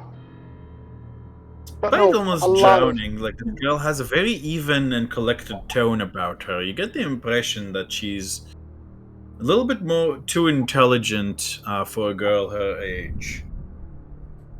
I say you're remarkably calm for somebody that just went through something like that. I know. My uncle says it's creepy. And our matriarch says it's because I'm spirit touched. I'm not sure what that means. Is your matriarch Madam Eva? No. Our matriarch is Madame Lana. She doesn't like Madame Eva very much. I know there's some different groups around. That's right. No. We don't know where the Vistani camps are, but we know where there's some Vistani inside of Vallaki, and we go there now. Perhaps they can get you back to whoever you need to get to. Oh. That'll be my relatives. We like to steal things from Vallaki to get it out. To get things that we can't get in the wild. Oh, that's easy. Oh, because it's fun. So you'll know somebody if we take you back to Vallaki. She nods. I should. Thank you for killing that man, by the way. Our pleasure. But yeah, once we're warm and dried off a little bit, I suggest we get back on the road quickly. I agree. And with that, Arabelle gets up. And, who's gonna let Arabelle ride on their horse? Fisquil. I was hoping you will. I like cats. Alrighty. I'd like to check that guy's body for anything identifying about him and who he is. Alright, go ahead, give me an investigation check.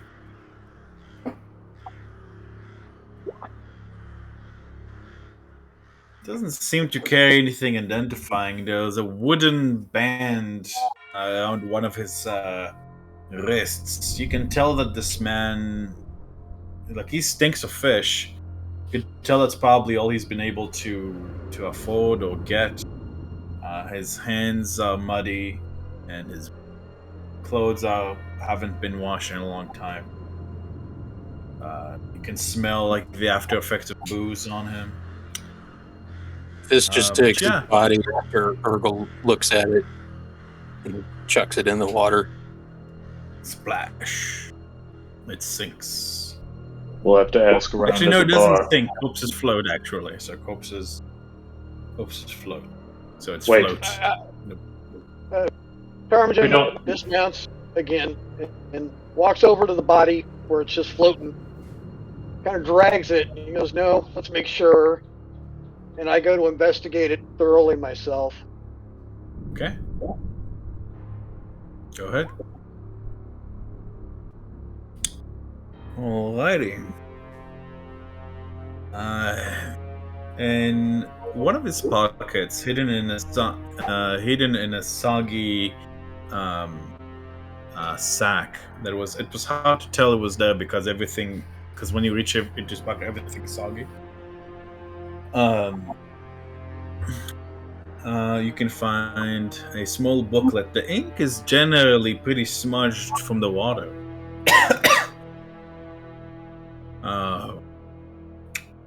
But you can see, Tomogen, I'll use a 19 investigation to say you can sort of tell that this man has booklet sort of contains what seems to be observational notes, or as if he was following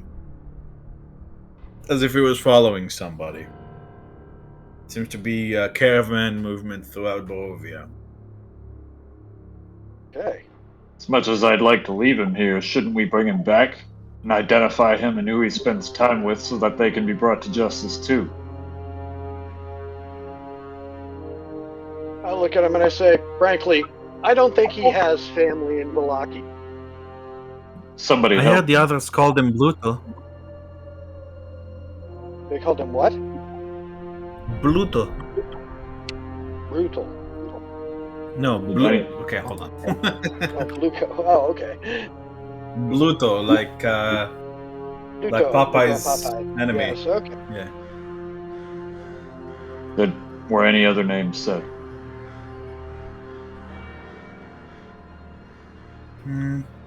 Let me think.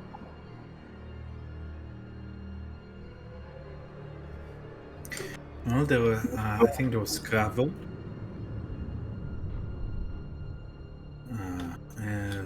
Ballon. And let's see.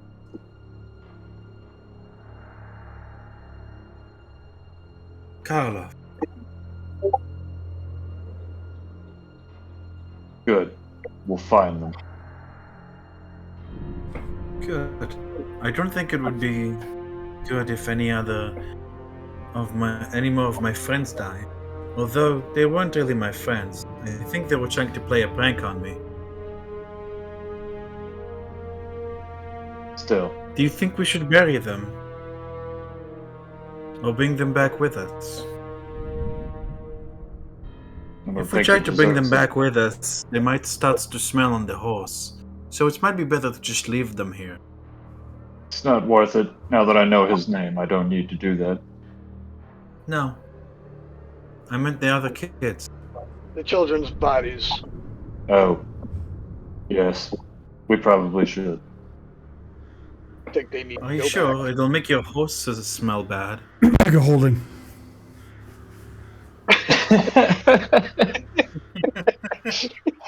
I believe technically you could, with a little bit of persuasive adjustments. Probably small enough to be able to fit into the bag. And they But no then won't longer the need oxygen. but won't our bags smell afterwards? Throw them over your shoulder then. Just offering Yeah, solutions. I'll carefully strap them up to the horse. Yeah, I mean it's a child. We can each like I basically can throw strap one in one our lap. up to each horse Yeah. that doesn't have a kid on it already. Yeah. Or call the airplane in. We'll call in the Air Force. Yeah.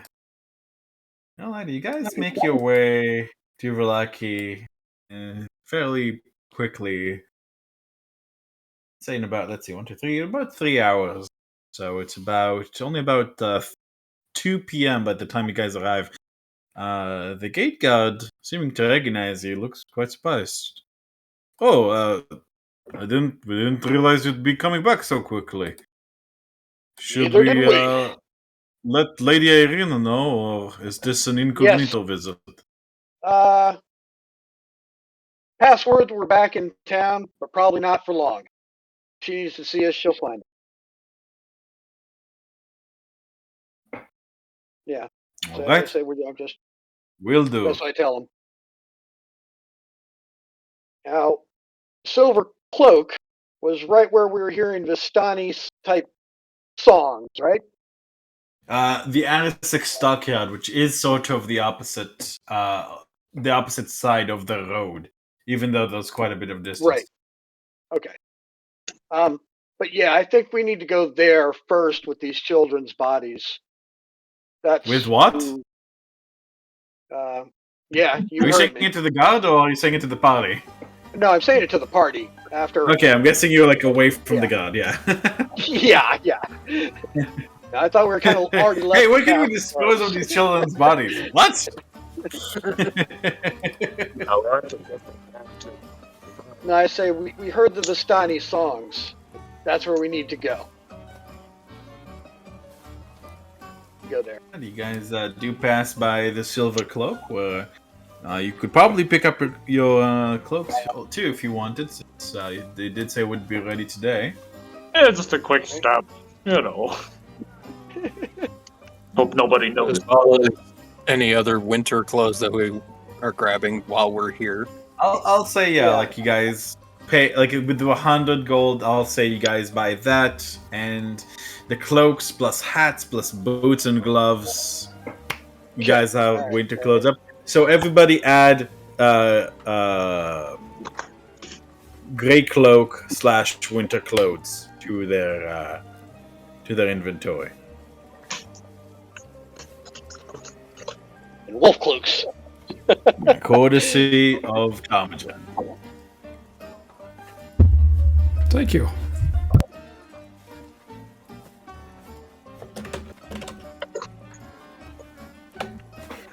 Alrighty. Let's see what time it is. Okay. These guys All furred up arrive with at that the. hat. Urgle looks epic. Definitely. The radiating star. And as you guys arrive at the Arasik Stockyard, you see quite a lot of people. There's people aren't partying anymore. It's more. They're mostly just getting ready for the day. You see people loading wagons, tending to horses, stuff like that. Araba looks around. Oh.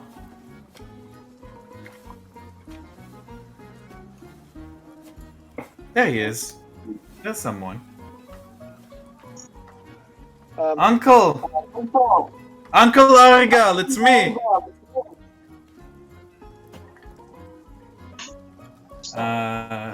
Arabelle runs towards a man who was seemed to be in the middle of flirting with a woman.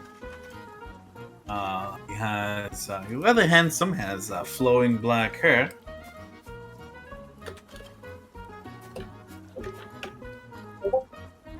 And let me just post looks like. Oh. Oh, Arabelle, there you are! Oh gods, oh gods, oh gods! Thank the Night Mother! And he picks her up and takes her in a tight hug. Oh, like you see like tears streaming down his face and just like squeezes her and she squeaks, "These nice people brought me in And Argel turns to look at you with a look of gratitude on his face, and then, as his gaze falls upon you, he goes pale. And now you guys see him mouth, "Oh shit!" And this is where we'll end tonight's session of Curse of Strahd.